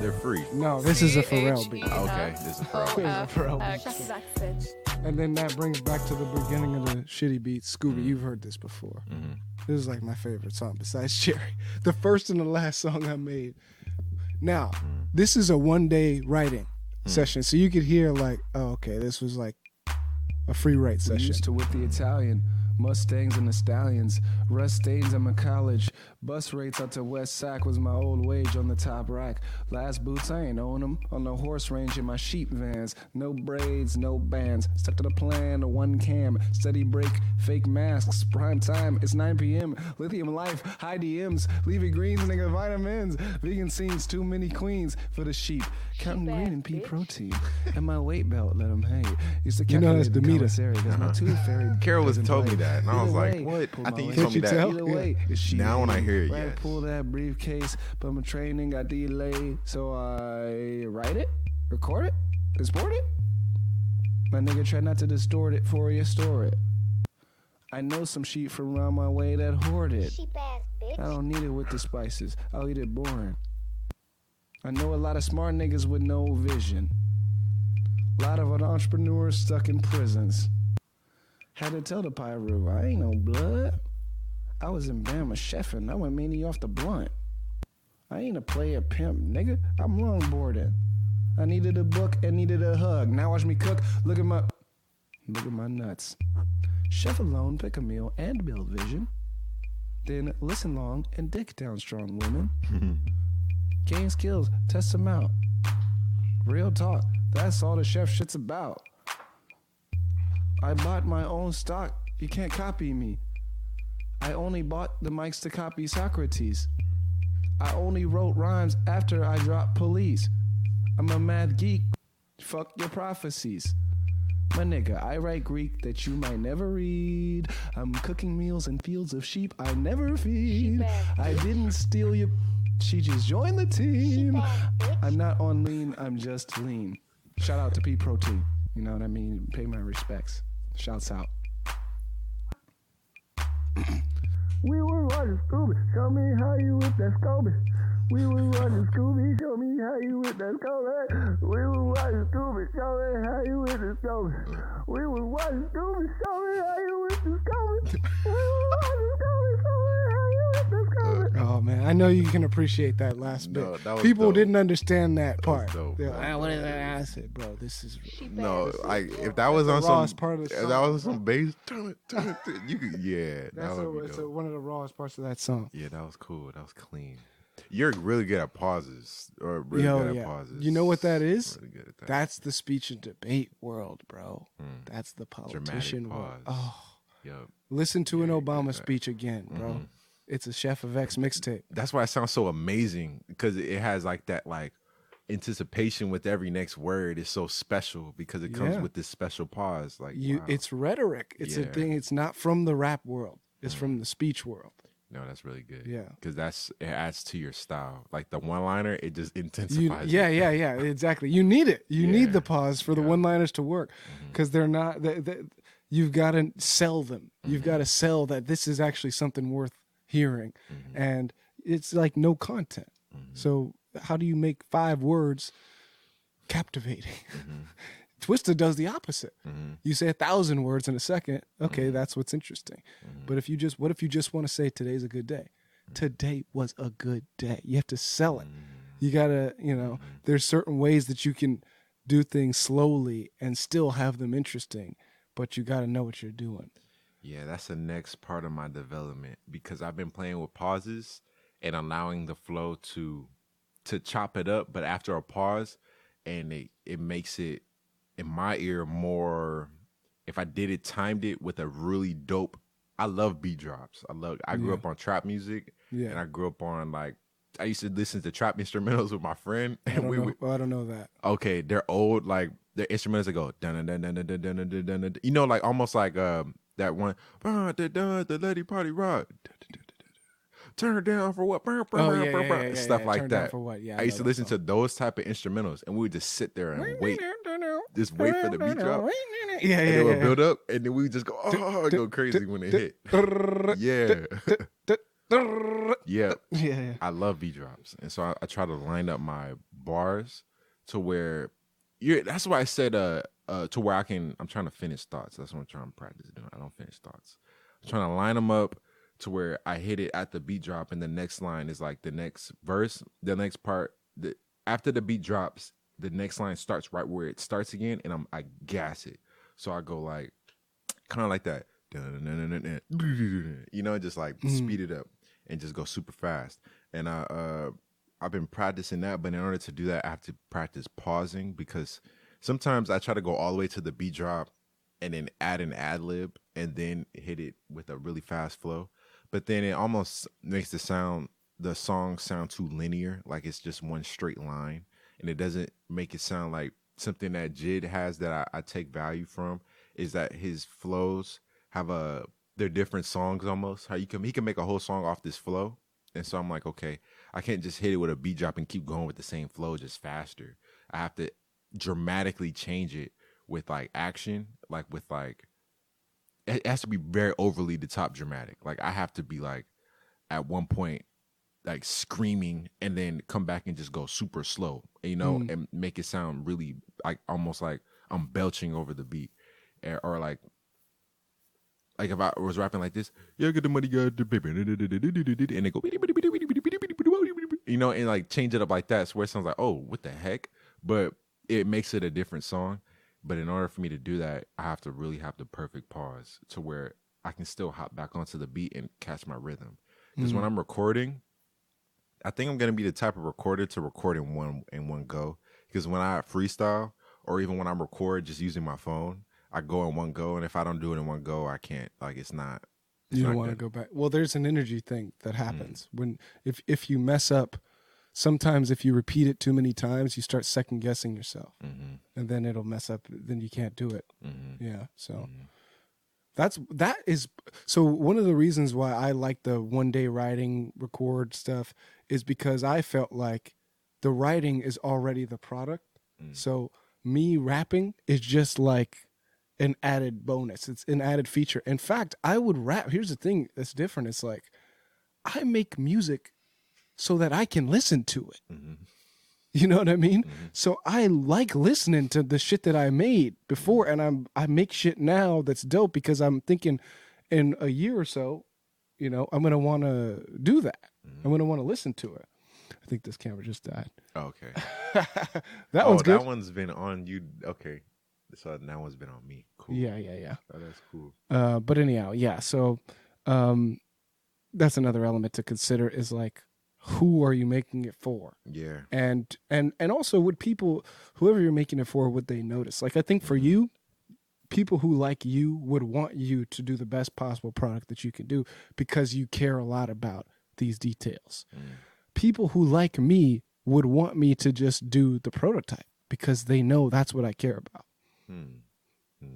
I think for me, the way I see it, I kind of see it like I make music for myself, and I make songs that everything that I've recorded myself rapping, and I've like recorded it so I can re-listen to it.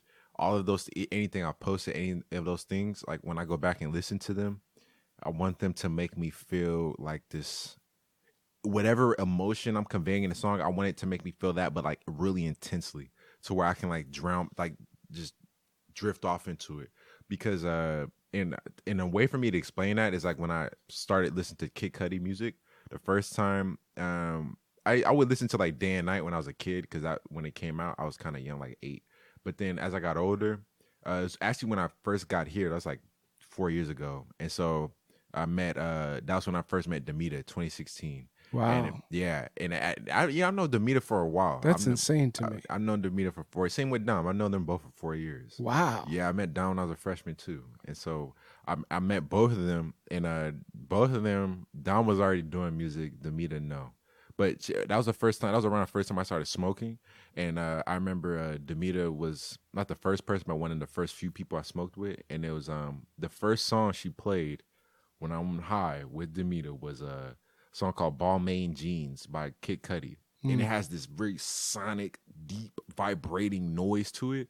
And I I was like, whoa, this experience is crazy. I felt like I was connected to the music to where I could feel it coursing through me. I felt the music in my body, and I was just gone. I was in another world, and I'm like, oh, it's just euphoric.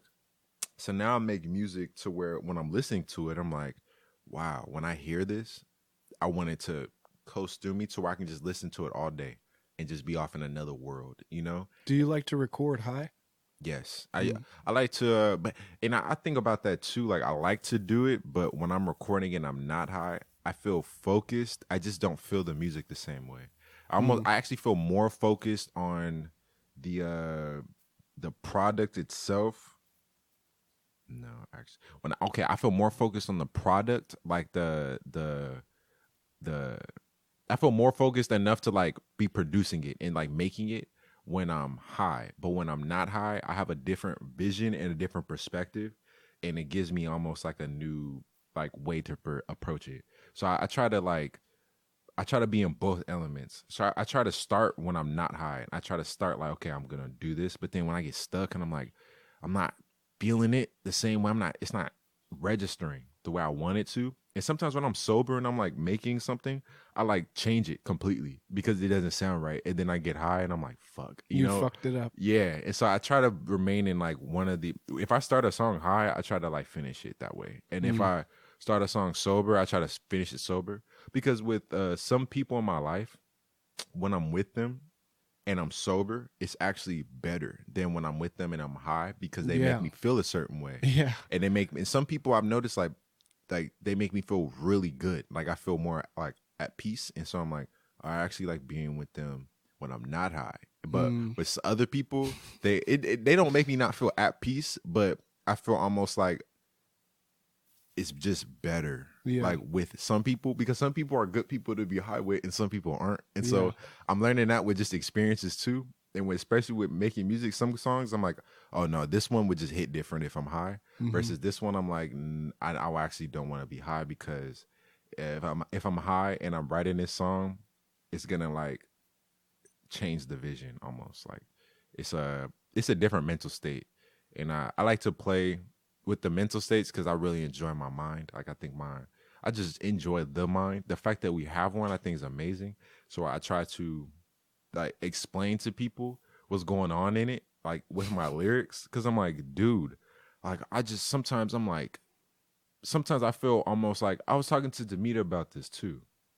Cause not to put her out there, but never mind. Actually, I'm not gonna. Whatever. Okay, I was just talking about Demeter about this, and shouts out. Yeah, and this is just to say I have a lot of friends that, and I would even include you as one of those people that like you're really connected to your mind. Like you understand certain things about it where you're like, oh, I can manipulate this and change that. And Demeter is one of those. That's what I was gonna say. And now, essentially, that's what I was gonna say. That Demeter is a person like that too. The same with Dom. I feel like with Dom, Alan. Well, a lot of people who are creative, spend time reflecting. Carol with, Khan. You know, like all these people are people that I feel like you actually like reflected on that, and I can feel like when I say that to you, it like, you know, when you hear it, you go, okay, you know, it makes you think. So that shows me that okay, this person is aware of the world. They're aware that like life is a reality that you make it or you don't. You know, that's just what it is. And here you are. You're born. Bam, do something. You know. And so I'm like, okay, I assume that the person understands that. And then once I feel like they understand that, I'm segueing. Yes. So that to me is a person I can also do that with, and I try to do that in my lyrics. So what I do is I try to find the best. I'm good with analogies. I do it with analogies, trying to find the best way to describe something that's in my head with an analogy, which is how I came out with the yoke of knowledge for me to describe. Right, the yoke of knowledge. I forgot about that. Yes, and that's why my name is The Yoke too. Because on Instagram. Yeah, I'm the yoke of living knowledge because I see myself as just a representation of what everyone is. It's just that I am been the same person, but until I came into the awareness that, oh, I have a passion and I have a mission on earth, then I started to see myself completely differently. And it literally changed the way that I look at myself in a completely different way. I don't look at I still have like insecurities, but I don't see myself as like like this you don't belong, you're this fraud, like there's no place you should be, no one likes you. It's more of like a no, I just need to find where I'm loved, and I need to just search for that. And so I just need to keep doing things until I feel that feeling of like, oh, this connection where I feel love and joy no matter what. And when I'm not feeling those feelings, I can go to that and it gives me that. So I'm like, what is it? It used to be people. So it used to be another person. And I felt I was a very clingy person. So I was like, I feel that feeling when I'm with so-and-so. So I would latch onto them. But then so-and-sos would just leave, out of my life, just how my life is. People come, go type of thing. So once I got like used to that feeling of like people just come and go, come and go.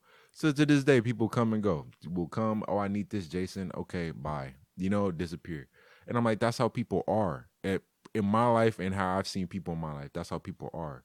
And it kind of made me numb in a way. But what's been healing me is the music, because is an analogy.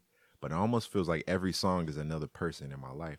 So I've been rapping. I probably rapped to 100 instrumentals by this point, maybe more than that. And none of them, only like 5 or 7 of them, I think total, I recorded a song of like verses over, because it almost just feel like people in my life. I'll just let them go, forget about them, And that was my date. That was a problem. And that whole song was a problem. And that's my yoke of knowledge, which is to describe it in regular words, is just your calling in life, what you're great at, what you can innovate in, and what gives you higher purpose, like a meaning. Like podcast could be a part of your yoke of knowledge. It gives you a sense of like, no, I can innovate this. This is my personal project. No one's paying you to do that, but you want to do it. That's your yoke of knowledge. And that's although I would say that I just like yellow, not necessarily yellow shoes. Not necessarily podcast specifically, but yeah, conversations with 3 or less people. Yeah, and that's a part of your yoke of knowledge. Yeah, and 20 minutes or more. Yeah. Conversations with 3 or less people that last 20 minutes or more. Okay. Yeah. And that's all a part. You're good at that. You're comfortable in those areas. And well, it's different from everything else, because you can't tell what's in someone's mind by looking at them. There's the only real way that you can get in is if they're creative and they export it, or if you talk to them. Because talking to them, you can export it without them being creative if you know how to talk to them. But otherwise, you have to just wait. You just have to wait for the movie to come out. You have to wait for the mixtape to drop. You have to wait for the book to come out.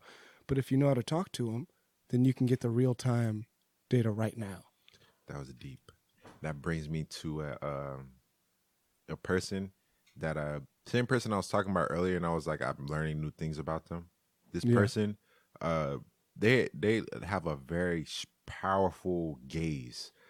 Some people, when you look at them and you're like talking to someone in their eye, they're like looking at you really strongly to where you're like, yes, I'm aware. This happens to me all the time. Yes. Okay. That person is a really powerful gaze. It made me intimidated to look them in the eye, because I'm like, it's almost as if they're looking into your soul. And I'm like, what the heck? And what was I going to say with that? I try to guess what they're thinking. Like, what is this?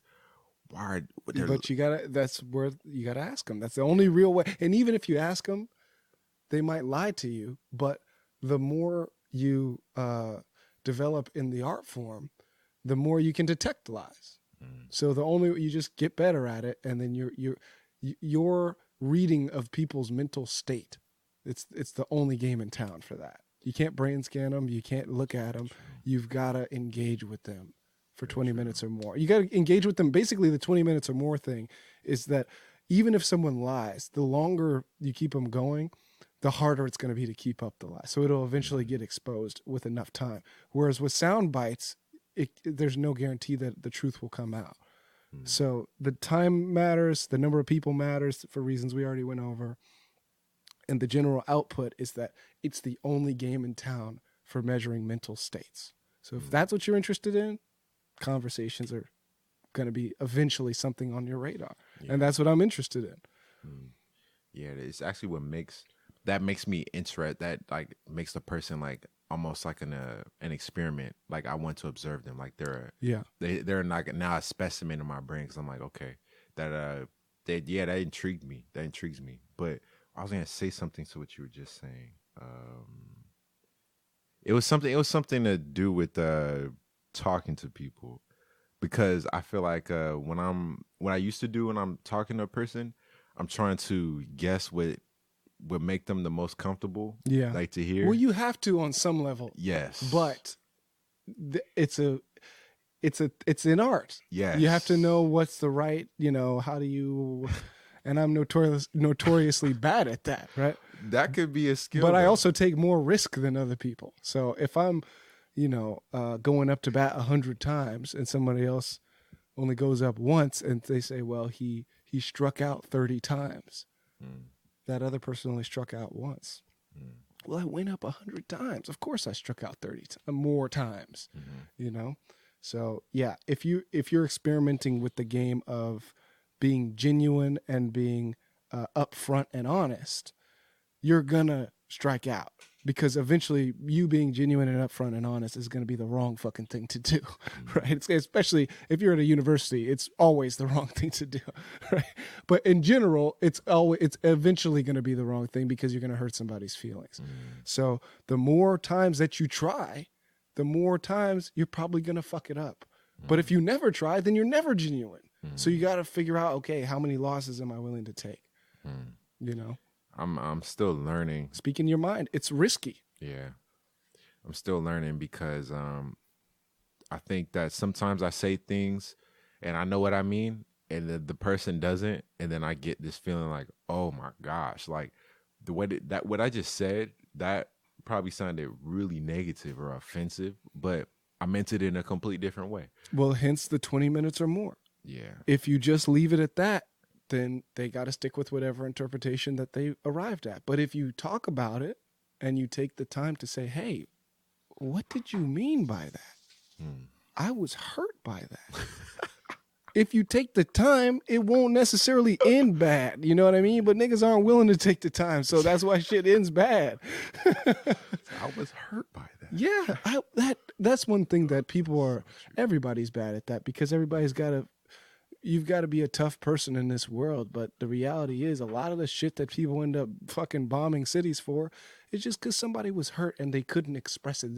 They weren't allowed to express that. Hey man, I was hurt. I was sad. You're not allowed. You got to be fucking, fuck that motherfucker, bomb the city. You can't just be sad. You got to, and the reality is, as human beings, we are hurt by things and we are sad. And that if you work at it, you can come to terms with things. You don't have to necessarily take the worst possible interpretation or lash out as a result of it, or get angry, turn your sadness into anger. There are other options, but they take skill, because guess what? If you're sad and you're trying to heal yourself, that means you got to be willing to go through the steps while you're sad.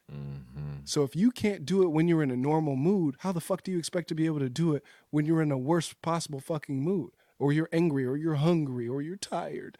You got to be fucking a Marine when you're normal, just to barely make it. So hence why you got to keep practicing. That's crazy you say that. That's actually great that you say that. And I'm going to say that to people like a lot, because when I meet a new person and I get this hint that they have this, some people just have this sadness about them when I talk to them. And I think it's also the way I try to approach people when I talk to them. I try to really, if someone has something on their mind, sometimes I try to ask them like, okay, you can share that with me if you want to, because I used to try to force it out of people. Yeah. But now I try to just at least open myself. If the conversation led that way and we're like talking and then like, oh yeah, my dog died. And I'm like, oh, crazy, my dog died too. How did it make you feel? Where it just naturally went that way, then I try to open it up for them to like share their emotions. But I try to tell, one thing I try to tell people is like, when you're happy, like take pictures of yourself. Or when you're feeling confident, take pictures of yourself. And when you're like feeling good, start a project. Because when you're not feeling good and you're like, oh no, I'm ugly and I suck at everything and I have no reason to be living, go back and look at all you created when you were happy. Because it's very true. Like when you're depressed, you have this feeling of there's no point to anything, everything sucks. So when you start doing something, you might be very pessimistic. I know how I am. I get very pessimistic and I would get very pessimistic, and I would get nowhere, and it would make it worse to the point where I'm like even more stuck. You know, and then you add other factors, and it just, you know, it's just a shitstorm. But if, like what you're saying, like if you take the time to develop something like actively, then when you're in a different mental state, it's almost like you have something to look back on and add to, and it gives you a different perspective. Because if I'm happy and I'm writing a song, when I'm sad, I'm gonna have a different perspective of the world. So now my song isn't this like happy-go-lucky, this like pure, you know, because life isn't pure. And I even try to segue it into my lyrics. Like I try to motivate people, but I also try to be real and be like, okay, look, I'm talking about how these kids need help, but I'm also going to talk about the fact that when I smoke, it makes my, it helps me understand my paranoia. And just saying that, like, yes, I smoke weed is something that can throw stigma down my throat. But the fact that as a rapper, not really. Very true. But as a person, when people hear that, they're like, oh, you know. But I'm like, you don't know me. You don't know like the things that's going on in my head, bro. So if you did, then who's judging you for smoking weed in 2019? I think it's more so people who don't understand black people. People who aren't around black people, and they see me, they're like, oh, you're black people, all black people. And then they start seeing I'm like, no, I'm just a person, you know. Yeah, they think that because I'm a certain way, that means I'm like a special version of black people, and I'm like the savior to all black people. That like, you know, like this, you are like the savior. Thank you, but I don't want to be Jesus because he got crucified. Well, that metaphor is accurate. Yes. If you try to help people, more likely than not, they will go against you. They will not be happy about it. Yes. Because helping involves change, and people fucking hate change. Yes. If you say, hey, man, maybe you should change up your diet, you're more likely to get crucified than thanked. And which is what I'm saying. Like when people start seeing like, oh, you're this person you struggle with things and you do things that are not always socially acceptable. Because I used to try to be always socially acceptable. And now I'm just like, you know what? Right in this situation, somebody might make a joke. One time a person made a joke who I am indebted to in a way, I guess, by power dynamics. Yeah. So they have more power than me. So I owe them behaviors, such as if they make a joke, I'm supposed to laugh. No, that's ridiculous. This is what I'm saying. That's the exact opposite. This you is what I'm should saying only now. laugh if you it's respect funny. the joke. Yeah, or if it's funny. Yeah, I guess funny would be more important than that. I would only laugh if I respected it, even if it was funny. I like awkward jokes. So if you make a joke and it was so awkward, I'm like, you're crazy for making that because that was awkward. I'll laugh because I like awkward comedy where I'm like, you're just being weird and that's funny to me. That's funny. Yeah, sometimes it's just your existence is the funny thing. Like, dude, you're just a really peculiar person. Like, that's funny. By the way, this last couple of years has been the first time in my life, the first time in my life that people have reacted to me that way. Like, I would hang out with the BSU, the Black Engineers Organization, and they're like, oh, this guy's funny. And I'm like, what am I doing that's funny? You know? But I realized from their perspective, a lot of the shit that's normal to me is kind of extreme to them. So they're like, oh my God, this is crazy. Oh, wow. You know, it's engineering students. So I would You're breaking social norms. Yeah, I would just it'd be what I'm wearing or just the way that I said hello. Or like I realized when I'm interacting with women that I don't know very well, that's usually when I'm telling jokes naturally. I'm not trying to, but it's a way that I realize I'm interacting with them. So I'll do things that are normal to me, but I realize like, oh, I guess that is funny. Like, I guess I did at one point, I actually had to try to do that. I consciously thought, let me talk to somebody this way so that they can laugh. But that's been years ago. So I don't even know what I'm doing anymore. Yet it's getting these reactions. And I'm like, it's always weird when it's something that I'm not trying and people react as if it's funny. Like, oh yeah, blah, blah, blah, blah. Ah! Like, wait a minute. That wasn't even like a real joke. Why are you reacting that way? Because to them, it's not the social norm. That's what it is. Just walking in the room. I was talking to someone else about social norms too. And it's funny too because like the conversations I have with you, I have with like other people as well because I'm learning that similar to what you're just saying. I'm learning that I see myself in a different way than other people see me. And I like when I'm sitting by myself, I see myself as like, oh, I can like I can enjoy a conversation about football. I can sit there and talk about that because I'm sitting in my room. I'm like, yeah, that would be easy. I can just like talk about these things and, you know, and I can have that conversation. But then I'm actually in the conversation. I'm like, oh no, I'm actually very bored, you know? Yeah. So then when I get to talking to people, I just start talking about this kind of stuff because Yeah. it makes me, it entertains me. And then I end up having like so many similar conversations because this is what I like to talk about. And this is me realizing myself. Like, I'm like, who am I as a person? And similar things like with comedy. When I was growing up, people would say like that I'm funny. But then my cousins used to tell me all the time, like, oh, you're really funny. And I wouldn't like, I'd be like, okay, so I would try to be funny and I would do things on purpose, like exaggerate. And I would even use like my brother sometimes as an experiment to elevate my funniness by using him, you know? And which is kind of terrible because sometimes I would throw him under the bus, but it's for the joke. Yeah. Terrible though. But over time, I grew to understand I was doing that because I was trying to be something I wasn't. And now that I am just like Jason, people's reactions to me now, I think are very like, people might tell me like, oh, what you said was really insightful. But when I said it, I wasn't like saying it to be like a preacher. Like I was just kind of. It's just something that's true. A lot of the times, that's something I experience too. Is that people use the word deep, but the reality is, if you're the deep person, it doesn't seem deep. It just seems true. Mm-hmm. It just seems true. So you're just saying things that are true, like you know, all relationships have troubles or something, and somebody could say, "Oh, that's deep," but if it's true, then it's like it's not any deeper than any other truth. It's actually a shallow. Yep. They're all equally shallow and they're all equally deep. They're just true. And I think what people mean is that maybe it takes some amount of effort to realize that truth, whereas other truths are more apparent right off the bat. Maybe the deeper ones are the ones that take more effort to discover. Mm-hmm. But if you've already discovered them, you don't fucking know the difference unless you just worked hard for it. Then I guess you do. But oftentimes I don't know the difference. A very deep truth for me that I came to understanding over the summer was the truth of like building something in life, or more so like that we're born not knowing what to do. Like when I start to realize that, because I start to think about all the things all the reasons to live, all of them, every single one of them. Now you're getting in my arena, by the way. Yes.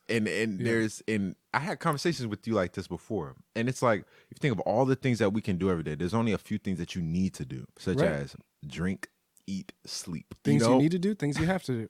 Things you need to do, things you want to do. Yes. And the things that we want to do are because we create our own ecosystems as people. So we determine you must go to job to earn money, because these are all, money's a material thing. It's made from materials that are part of the earth, cotton and paper or whatever. That's made from materials. So that means that a cotton plant is just a natural plant that grows from the soil that we took to make it into money. And whatever else is money, all these materials that money is made out of. And we made those things and we say, now this has a different value than the materials that it was made out of. But in reality, it's not. Money has no value. It has no universal value to the earth. It has no value to the earth because it is the earth. It comes from the earth, materials from the earth.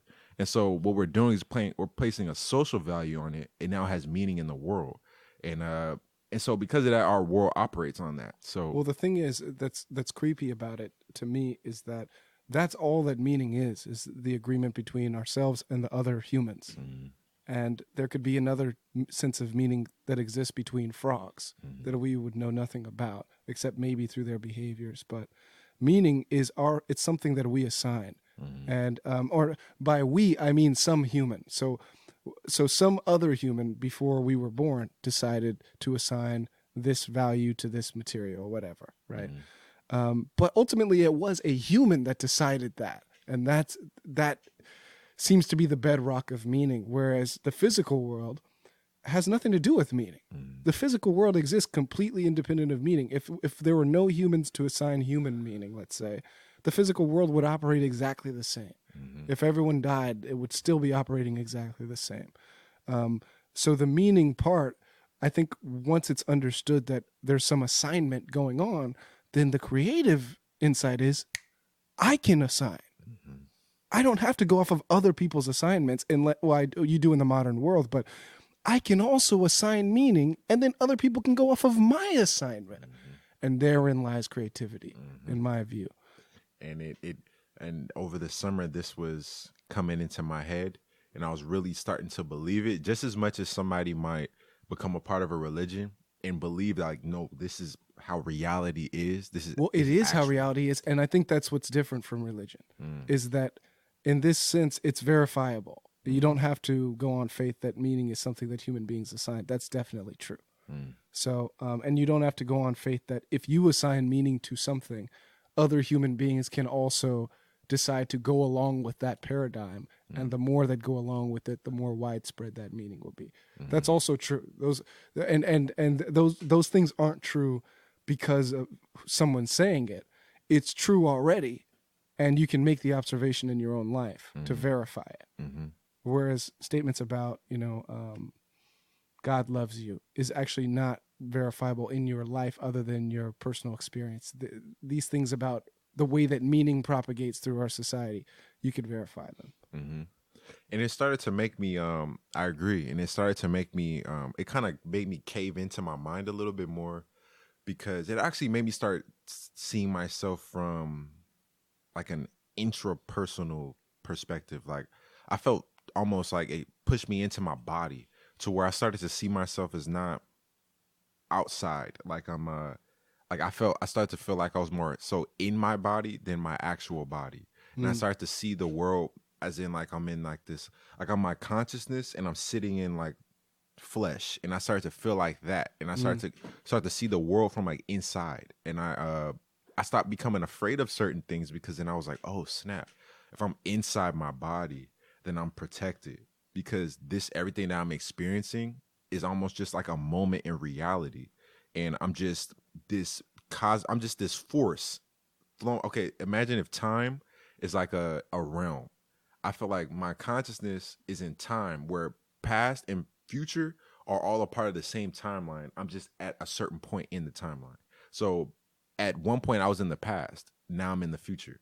I'm in the future point from that past, And so that's the present. And the present is there. Every present moment is only there for a moment and it's gone. The present is like, the present is ever changing, but the past and the future are like constants, because there's always going to be a past, always going to be a future. Every present moment changes. So I'm like, in every present moment, I just have to manipulate it until where when I'm in the future, I can look back on it and go, okay, did I like it or not? And if I know the future exists, because I know there will be a future, I know that when I'm not here, I'm going to go to my apartment. What am I going to do? I know it exists. So I started to learn how to prepare for the future by making the present as best as possible. Meaning I started to live in the moment and go, okay, I understand that this present won't be here anymore. Would I like to regret it, or would I rather want to go, I'm glad I did that? So I started to go, okay, I'm nervous to do this right now, but I know that this is just right now. Later, I won't be doing this and I won't have that feeling. So why not do it now? Yeah. And I stopped being afraid of creating and innovating, because I'm like, I don't know what I'm doing and this is not good, but it's just because it's not good right now. And that all came from understanding that every meaning that we ascribe to life is something that we develop and create. It almost starts to think of like human beings as just being a product of the universe existing. Like things could have just happened in a certain way, all lined up in a certain way, and bam, life started to form. Almost well, as you if, might not like that, but you might not like this, but that's true. And that we're just a product of existence, Yeah. And that gives me so much peace, because then I start to like, I don't care what you believe, I don't care what anybody believes. Once I understand that, I almost start to see like the meaning in everything. The worst experience that could ever happen to me in my life is just a product of existence. It's true. There's no one's punishing me. There's nothing I did to cause it. And you know what's interesting about that is, so I studied math and then electrical engineering for a while, and you've identified something that a lot of people don't seem to understand, but there's a heavy emotional component to learning about the universe. So you may think about it as this dry, kind of mechanical pursuit. and think, oh, well, the arts are really where all the emotion is, right? Or the social sciences, we study people. That's really where all of the rich content that people really care about, that's where you're going to find it. Whereas I felt very much like, no, philosophy and physics, that's where the rich content is. And it's because of what you just said.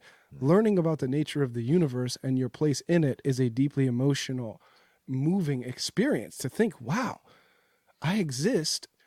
And it seems to be that it's just a matter of how the atoms turned out, that I can have this experience and that there's really nothing personal in it, that there's a wide range of experiences, but I'm having this one not because I'm being punished or rewarded, but because that's the way that things turned out. And I can influence how other people's experiences are going to be in the future. I can actually help some other set of atoms have a better experience while I'm here.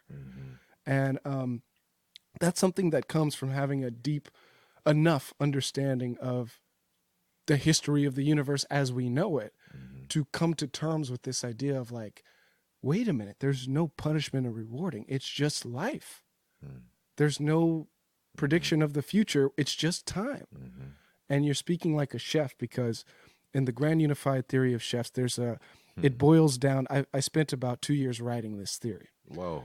And it boils down to one page. Okay. And there's only a few simple ideas in it, and you've mentioned all of them already. One of them is what you said, there's so many things we can do in the day. That idea is captured by the set of all possible meals.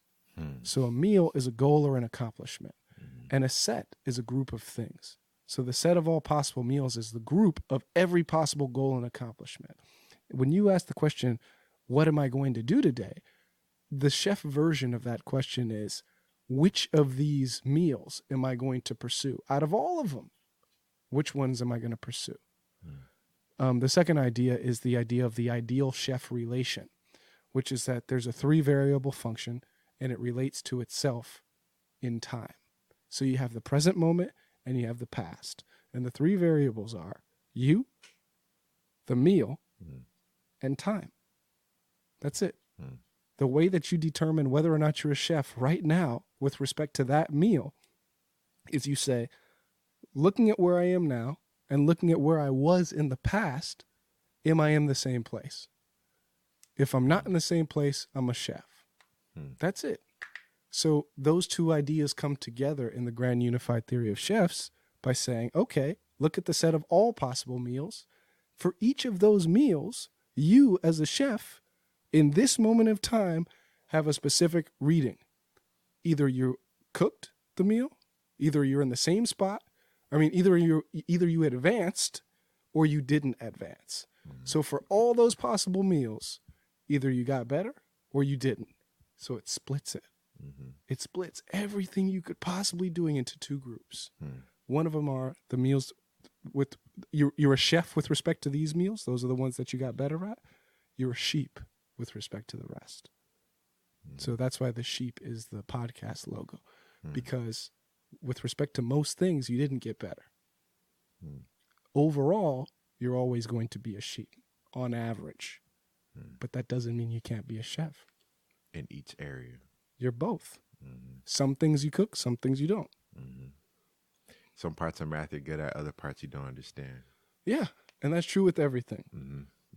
So that's deep.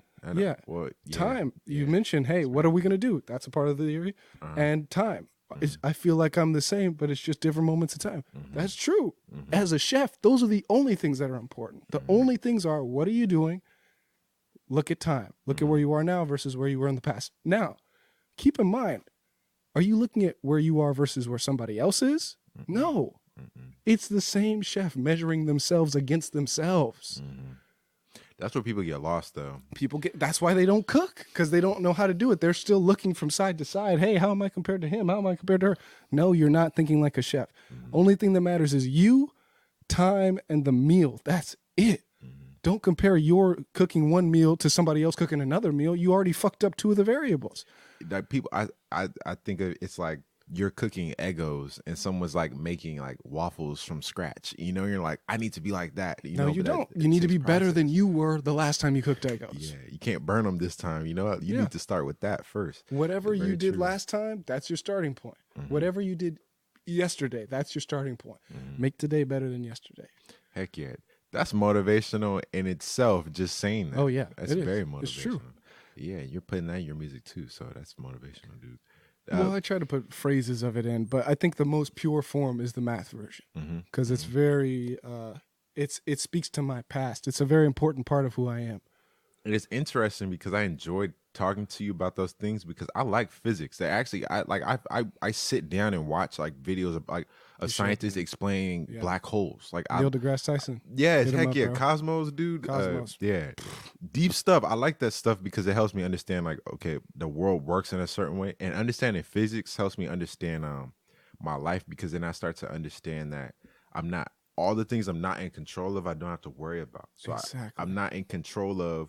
For example, if physics is a reality and I'm running and someone throws a rock and it hits me in the head, I can't go and say that some outside force caused that to happen because of my action, because it's just a part of physics. Like that's the way that the world works. Like an event happened, and events, like things are events. So everything that is written, that we have written in human history, we define as these are all events in time.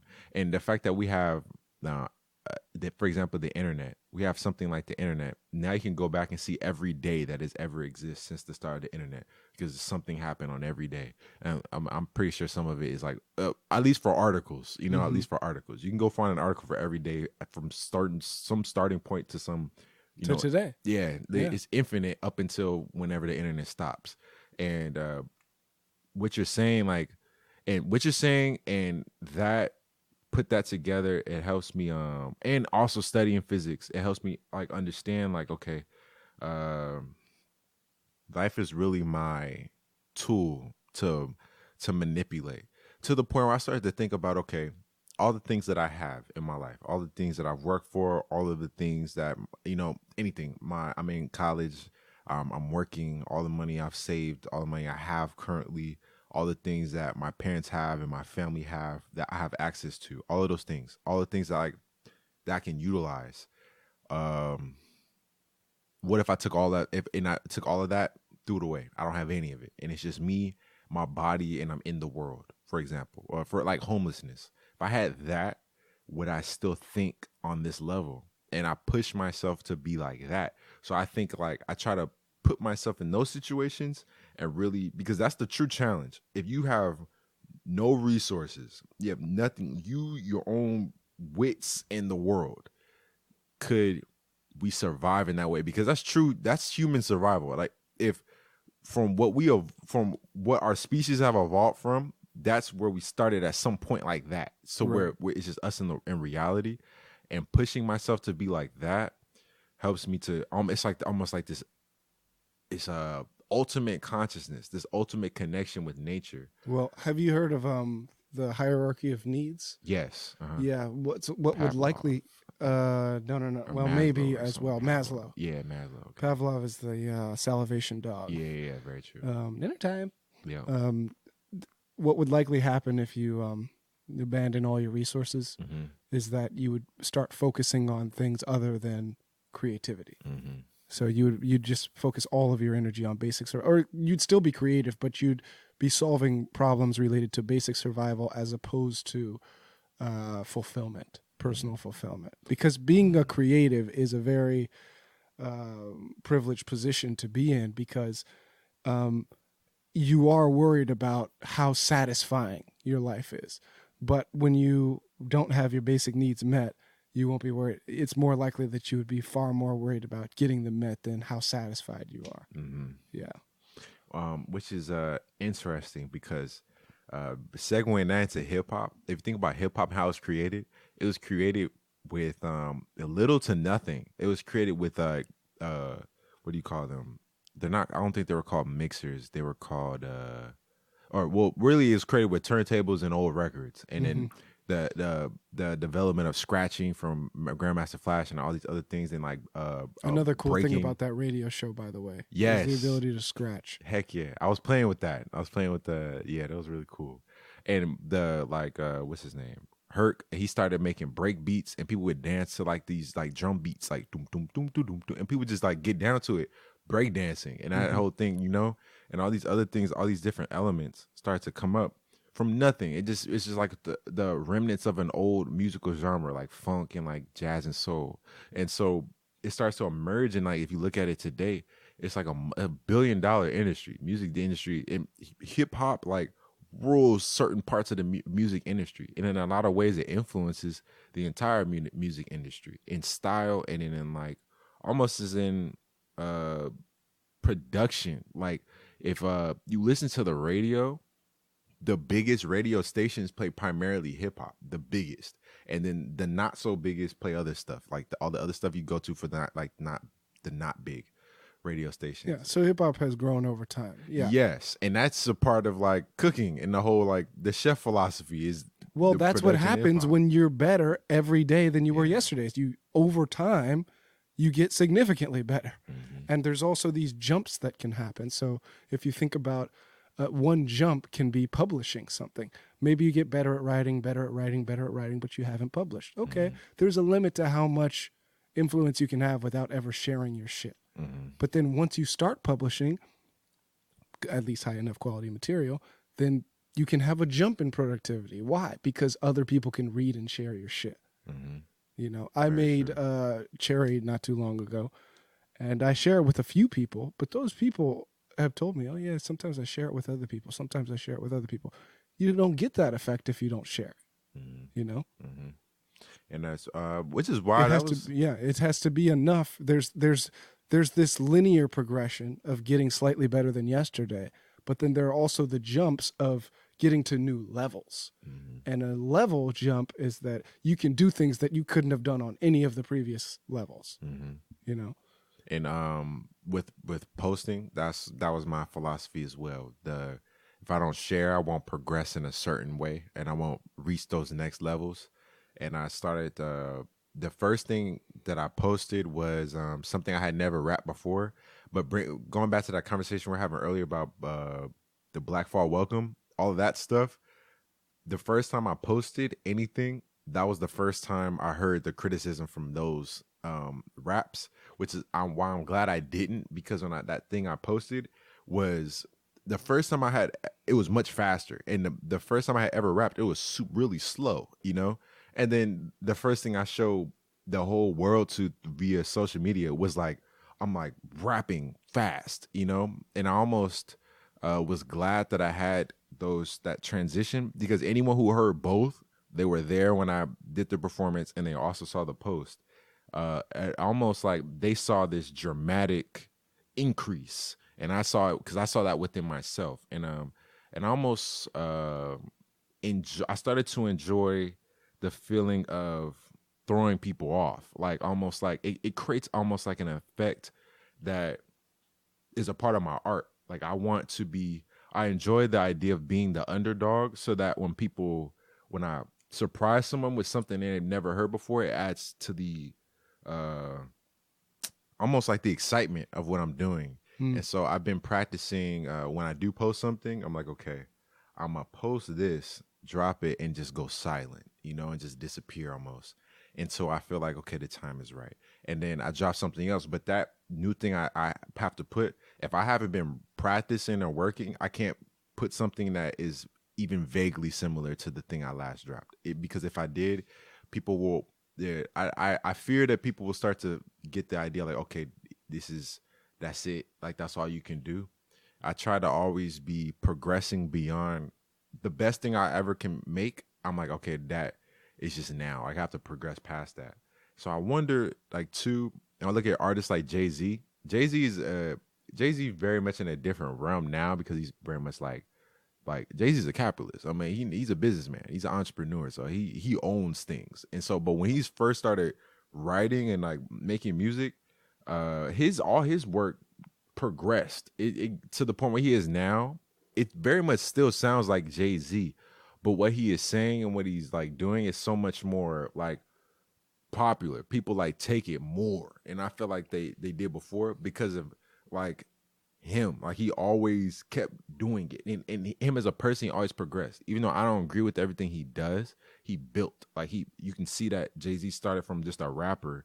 He has a label and a streaming service. Like, he built to that point. And I think of J. Cole in that way, in the same way where he started, he's just rapping, but he built and he has something.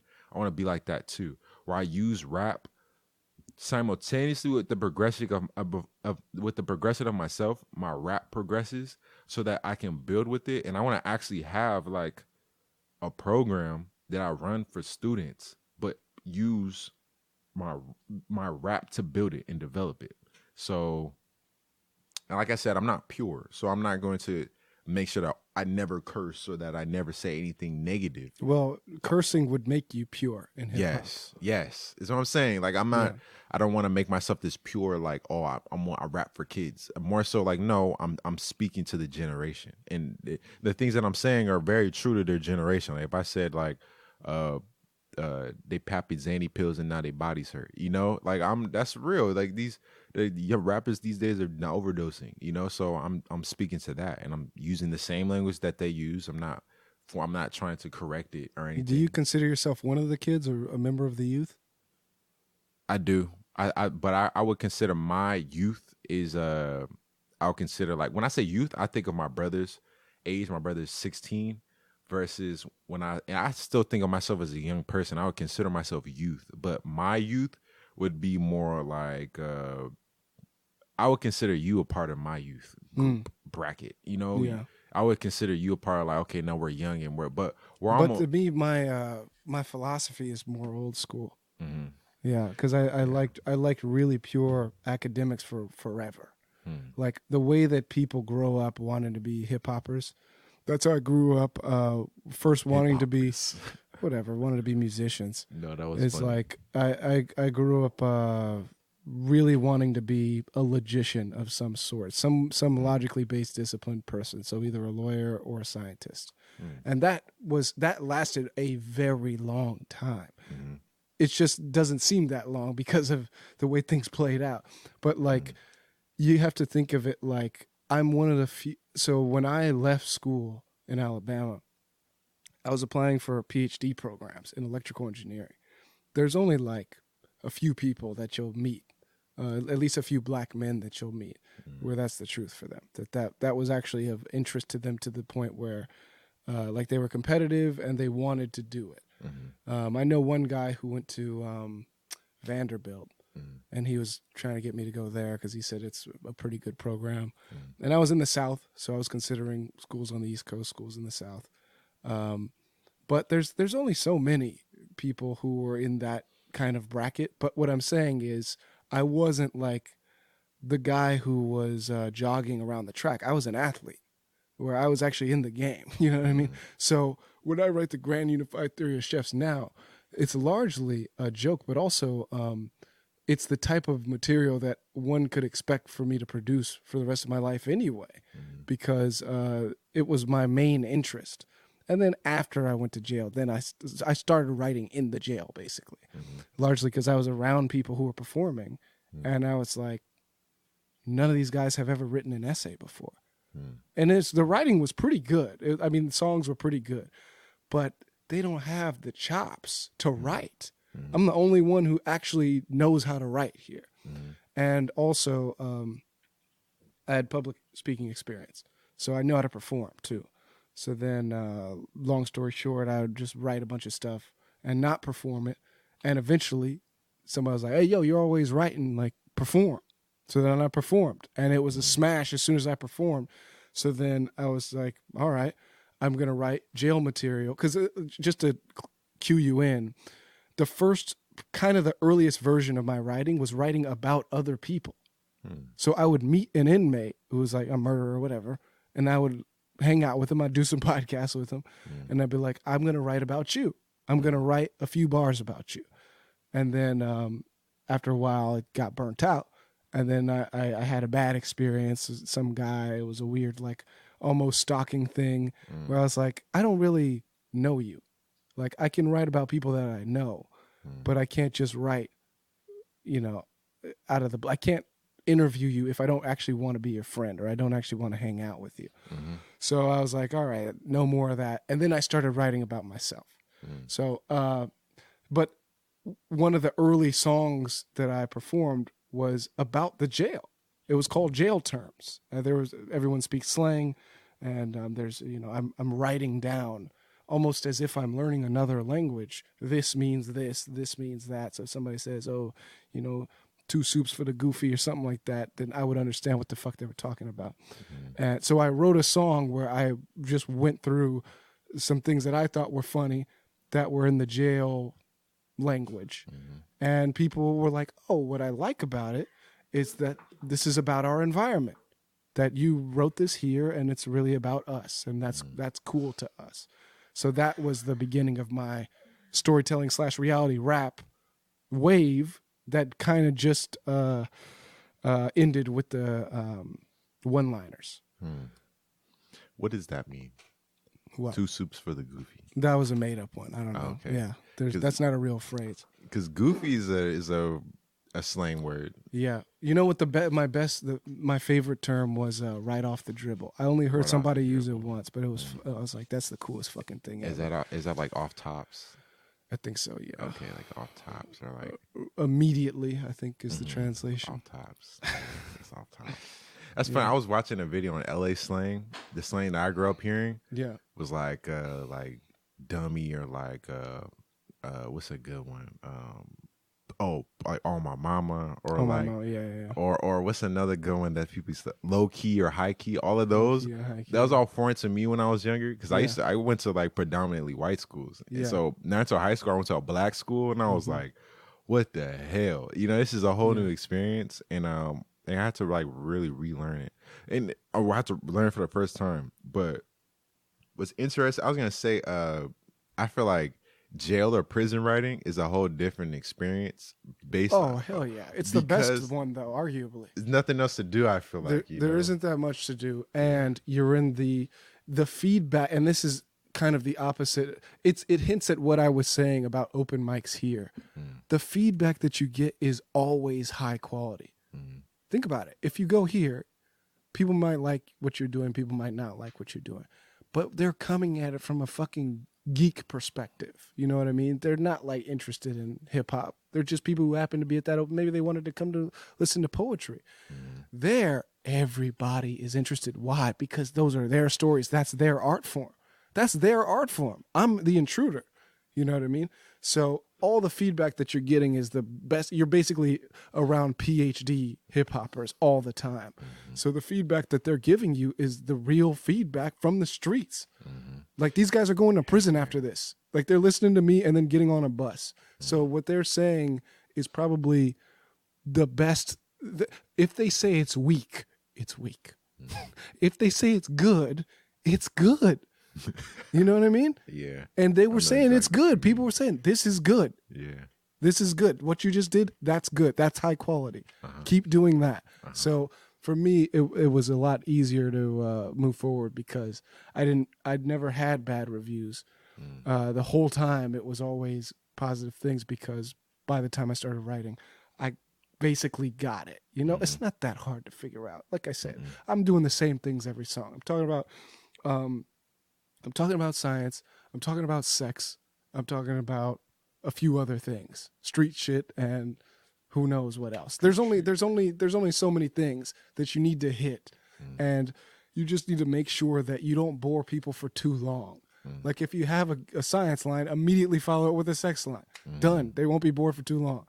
Immediately follow it with street stuff. Boom. I'm learning that concept too because with the motivation. Motivational stuff is the other one too. Yeah. If you say follow your heart, then you should always say make sure that bitch fucking, for the next line. Make sure she don't fart. Sure. But just say something hard right after something soft and you'll be fine. Very true. I went to this retreat, the Black Community Retreat, and a group of people were like, there was 2 open mic little sessions and I rapped at those and people liked what I. By the way, that is the exact opposite feedback that you would get here. Really? Yeah, if you did an open mic and you said some soft shit and then followed it with some hard shit, they would say, oh no, you're doing it wrong. Take that line out. Stop doing that. Stop talking about sex. Stop talking about street shit. It's like, that's exactly what you need to be, you know what I mean? So you want to get quality feedback. Not all feedback is the same. If you're getting feedback from all sheep, you're going to create a shitty product. You want the best people to be giving you pointers. You don't want You know, if you're making a movie, have Steven Spielberg in the room. Don't have these fucking niggas that just came out of art school that have never made a film, and then you're taking their advice and going against Spielberg. Yeah, dang, They're gonna shape your product. I'm gonna think on that. I'm gonna really think Whoever's on that. giving you feedback is shaping your product, and if they have a shit perspective, they're just gonna turn it into a shit product. Because some feedback has really been influencing me in the sense that, like, okay, I think of, like, taking it back to Megan Thee Stallion. Yeah. People who ask me, actually, I like to ask people, what is your favorite, who are your favorite musicians, or like what type of music do you like, or what do you listen the most to? And that reveals a lot about a person, because it reveals like what they enjoy, what feelings they enjoy about life the most, like what they're feeling the most. Why are you listening to this genre? You're feeling it creates a certain feeling, like it evokes certain emotions, and that says a lot. So I ask people that, because then it almost allows me to kind of gauge what type of conversations we could get into, and it makes me want to, for hip hop specifically, the artist. I'm like, if you like this artist, why? And if they tell me something like, if someone like, oh, the Baby, I like the Baby. Okay, why do you like the Baby? Because his music is really like, his music is hard, it's really catchy. Then it starts to get, okay, so entertainment is very important for you. Right. So that means that it might be that if that's the case, certain things that I say, I might have to entertain you a little bit more, versus somebody who's like, I like this song because I like how they did this, and that, and like what they did, and like the flow was here, and then they said that. I'm like, okay, if you're more analytical in what you choose, like if the artist you choose is a very analytical artist, and you like that, it could be that you see life in a certain way, and you see the value of what they're doing, and so that means I can get into this, and I don't have to really entertain you like that. I can just say something, and you just be like, okay, I'm gonna say what I want to say, and not, you know. But also, I think there's something to be said about you delivering a product with that song. Because if what that song is about being entertaining, and you find out that someone wants to hear something that's, I don't know, conscious rap, I would argue that you just shouldn't perform the song for them instead of editing the song. I mean, I guess the reverse might be true. Like, if it's a conscious song and they want to be entertained, there's things you could do to make it entertaining delivery-wise. But also you could say, how about I just perform a song that meets what you want instead of editing whatever song I have to meet what you want? Because you could fuck it up in a way where now it's not entertaining or conscious because you changed it to meet them. Or you could just say, you know what, then I'm not the artist for you.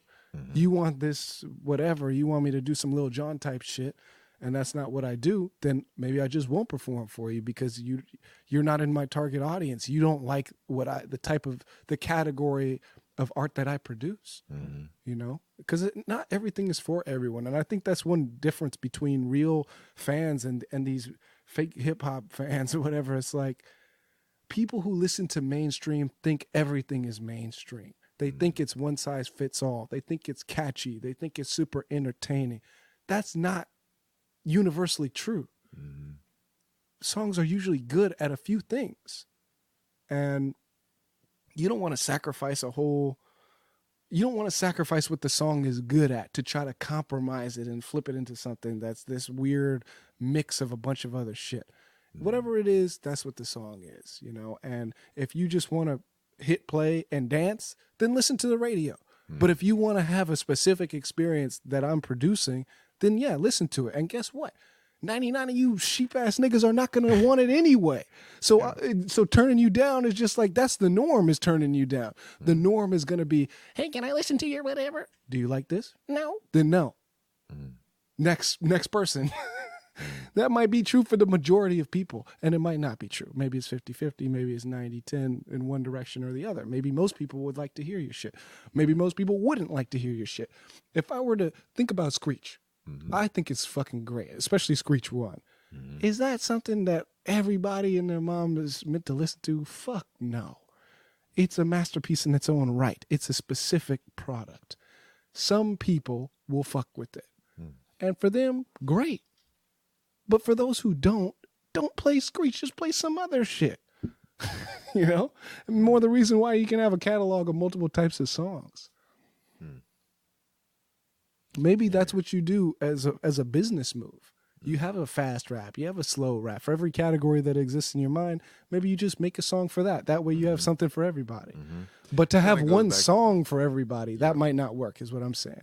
And I think that's more so what I've been thinking about doing, and what I've been doing is doing that.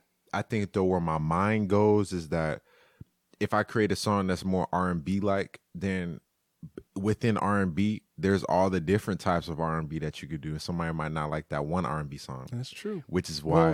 Here's the thing. No matter what you do, 1 million people are going to hate it. So if you're trying to avoid haters, that's a dead end. Very true. Yeah. Now, that doesn't mean that people will like it. Yeah, very true. But definitely people will hate it. People might like it. And that's one of those things that I understand, but it's like one of those things where it's like, it's digestible, but it's harder to go back and like make it, you know, like you can eat the food, but then when you go to it has all these other steps and like things. And like, yeah, that's definitely one of those things, because for me, like posting something is very vulnerable, because before this, I didn't even post pictures on Instagram. Yeah. And here I am posting videos of me rapping. Like that's a giant step. Yeah. And I was uncomfortable to post pictures for many reasons. And now I'm sitting here like rapping. And so when I post something, the immediate feeling I get is just this like terrible twisted stomach feeling, like, oh fuck, like I'm in trouble, like what did I just do? Like I feel like I'm naked. And over time, like I it's gotten to the point where if I post something, the night I do it, I turn my phone off, to not just in the fact that I'm like, okay, I need to set my alarms before I go to bed, and I see Instagram notifications, it's gonna make me start thinking about it again. So I turn my phone off, because then I won't think about, because there's always that thought in my head, like, okay, what if somebody doesn't like it? What if I'm embarrassing myself? So in order to practice that, I've been practicing turning my phone off and keeping my phone off of me, because having my phone on me reminds me of criticism, as in there's people connected to me. So I've been practicing those things, because I struggle with that like a lot. When I'm even at open mics, I perform and I'm like, okay, when I'm performing this, there's a possibility that someone doesn't like it, because I see when other people perform and I see the reactions from the crowd and I'm like, oh shit.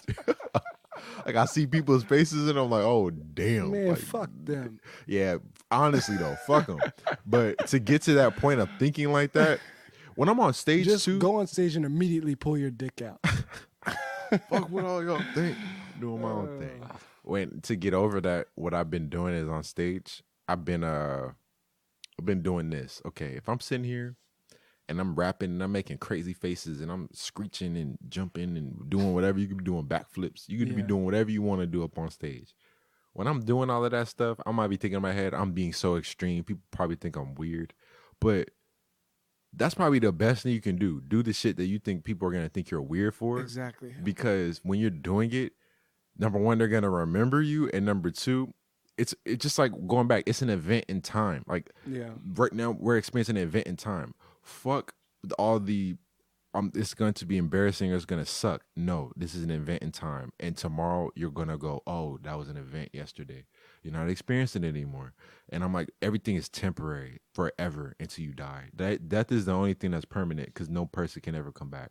Everything's temporary. Every day. Actually, I've died and came back a couple of times. I'm going to hold your word to that. I'm just going to believe you. I won't deny you. Another thing to consider is, what are you trying to get out of the performance? Do you want people to be happy, or do you want practice? Practice. Because if you want practice, then fuck them. It's just an experiment. You just got to get used to being you on the stage. First time I got up on stage and freestyled was at a SES event called the SES Summit. And they have like these, it's like for high school students. And I was one of the crew leaders, which is kind of just like a group leader. And there was like a freestyle session where you're supposed to like freestyle, but like shoot on the other person. So you're supposed to like make a battle thing, rap battle kind of thing. And I got up there. That's hard to do, man. Super hard. That's a really, really specific skill. Nowadays, if I did that today, I could do it, because I've learned how to freestyle. But at the time, I had no idea what I was doing. I got up there. It was a Logic beat. And then I got up there and I'm listening to it. It was that beat for like, oh God. Oh my God. That song. I don't know that song. Well, I forget. Flexecution. That's the I song. don't know that song. And I got up there and I was just saying some crazy stuff. I was like, Africa is inside of you. Something. I mean, that's great stuff. I tried to say it motivational, but it didn't rhyme. It didn't flow, anything. But I got up there to feel the experience of having a mic in my hand and having a crowd watching me and waiting for me to say something. Yeah. And because I was just like addicted to thinking about doing that, and it's invigorating. Like it's just like, it's almost like a high. For me, it's like when people cross, what you call it? Not CrossFit, parkour runners, when they climb up buildings and stand over edges and they're like, you get this high. That's the same feeling I get when I'm on stage, because it's scary, and scariness gives me, it's almost like a drug. It's almost, yeah, you can get it. Yeah. it's a high. I like scary movies because it feels like a high. And so I do things that are really scary because it gives me, I feel fucking like rigged. Like I'm like ready to go. Like it's adrenaline. And I get up there and I'm like pumped. And then afterwards I almost feel like I could just like run a fucking marathon, you know? I'm just ready to go. And so doing scary things, like every time I'm on stage, I'm terrified, but I love it. I just love the feeling of, I don't know. It's just even when I freestyle, I could be freestyling right here. I'll still get nervous, but I'm like, cool. This is an experience. It's fun. Yeah, it is. Well, on that note, let me see if this works. One of the best freestyle beats. I wrote Cherry to this. It was a couple weeks ago. I don't know how I'ma flow on it. I just go on it. I take a lot of pauses, as my man pointed out. I like to stay on my couch and in my house, but I'm on a skateboard right now. I'm just doing it. I'm not kicking and pushing. I'm just trying to ruin it. The mic. Which type of way should I go? Should the flow pop up or just fucking go? Yeah. I'm looking at the cat. I'ma pass this baseball bat to Jason. He's in the place and he's about to go off. I'ma turn it on and then re-erase it. It's basic, but it's real advanced. I'ma give him another shot like Chance. So I'm wearing my own pants. I got it in advance. Talking about the flow, I gotta let them know to not close the big doors when they don't know where it ends, but it goes. About to go home and make me some lemon chicken. About to put some salt and pepper on it. It's gonna taste so really good. Finger licking like KFC. Remember when I was young, I told that to my mama. Told my mama, get that shit away from me. I'm finding that it was hella nasty. White people chicken do not make me feel hella good. I'm just playing. It's just another way to cook the food. I just don't fucking like it. So I went to Popeyes. I got me some chicken and I like it. I gotta let them know to not close the big doors when they don't know where it ends, but it goes. What does that mean? I tell you, it means that you cannot close off opportunities just because you can't see the end of them. You got to keep on going down the rabbit tunnel, cause at the end of it might be some shit to really make you feel like your enemies are just toys, like little ants that you can't stamp on the ground when you stomp on them. They ain't nothing, you just gotta stomp on them. Let the haters be nothing, let them be the dirt all up under your boot. Man, gotta eat the food, chefing up and cooking the food so that she can eat it too. Yeah, gotta make the yolk of knowledge edible in an egg scramble form. So when you eat it, you like, dang man, I got it to you. I'ma give it to you, give you all the knowledge. So you, when you go to college, you can be sitting in your seat thinking like, I belong here, and I ain't feeling like no damn square. Pass it to JP, I can do it anywhere. Float, I'm gonna be, I'm flowing like I'm wearing underwear, and I'm floating in the sky. I'm done. I'm floating in the sky, feeling quite high, but it's been quite a while. I'm on tile, but I'm still on carpet. I'm about to just park it. I'm about to just spark it and take my time and do my own thing and spit my own rhyme. It is about that time for the most important question in the universe. Float or swim? Swim. That's right. That's a win.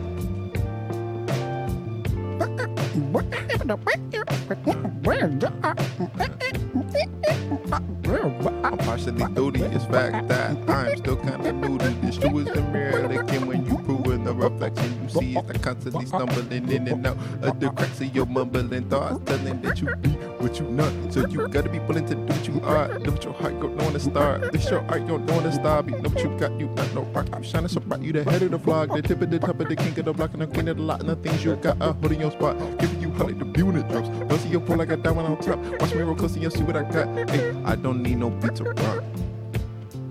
Beat in my head, this shit don't stop. Shouts out to Carowith for this beat. This is called Becoming. Does Carowith have like social media stuff? Yeah, it's called. Follow this guy. It's called KR Dangster or something like that. My roommate is gone, so I got the apartment to myself. There you go. There you go. Turn up. All right, I'm gonna shut this thing down. I guess I'll let this beat play out. Dr. Dangster. DR. Oh, that's Carowith? KSR. Yes. Yeah, it has no picture. Yeah, but then I saw this. You see the dot on the ground? Yeah, I was that's like, his. Carowith. Yeah, that's his. And he always says that he sees my work, and I'm like, how? But I'm like, that must be you. Okay, Doctor, can you read it again? Can you spell it out? This is shouts out to the producer of these beats. It's DRDANKSR, all lowercase. On Instagram. Follow Dr. Dangster Dr. on Dangster. Instagram. Shouts out, shouts out.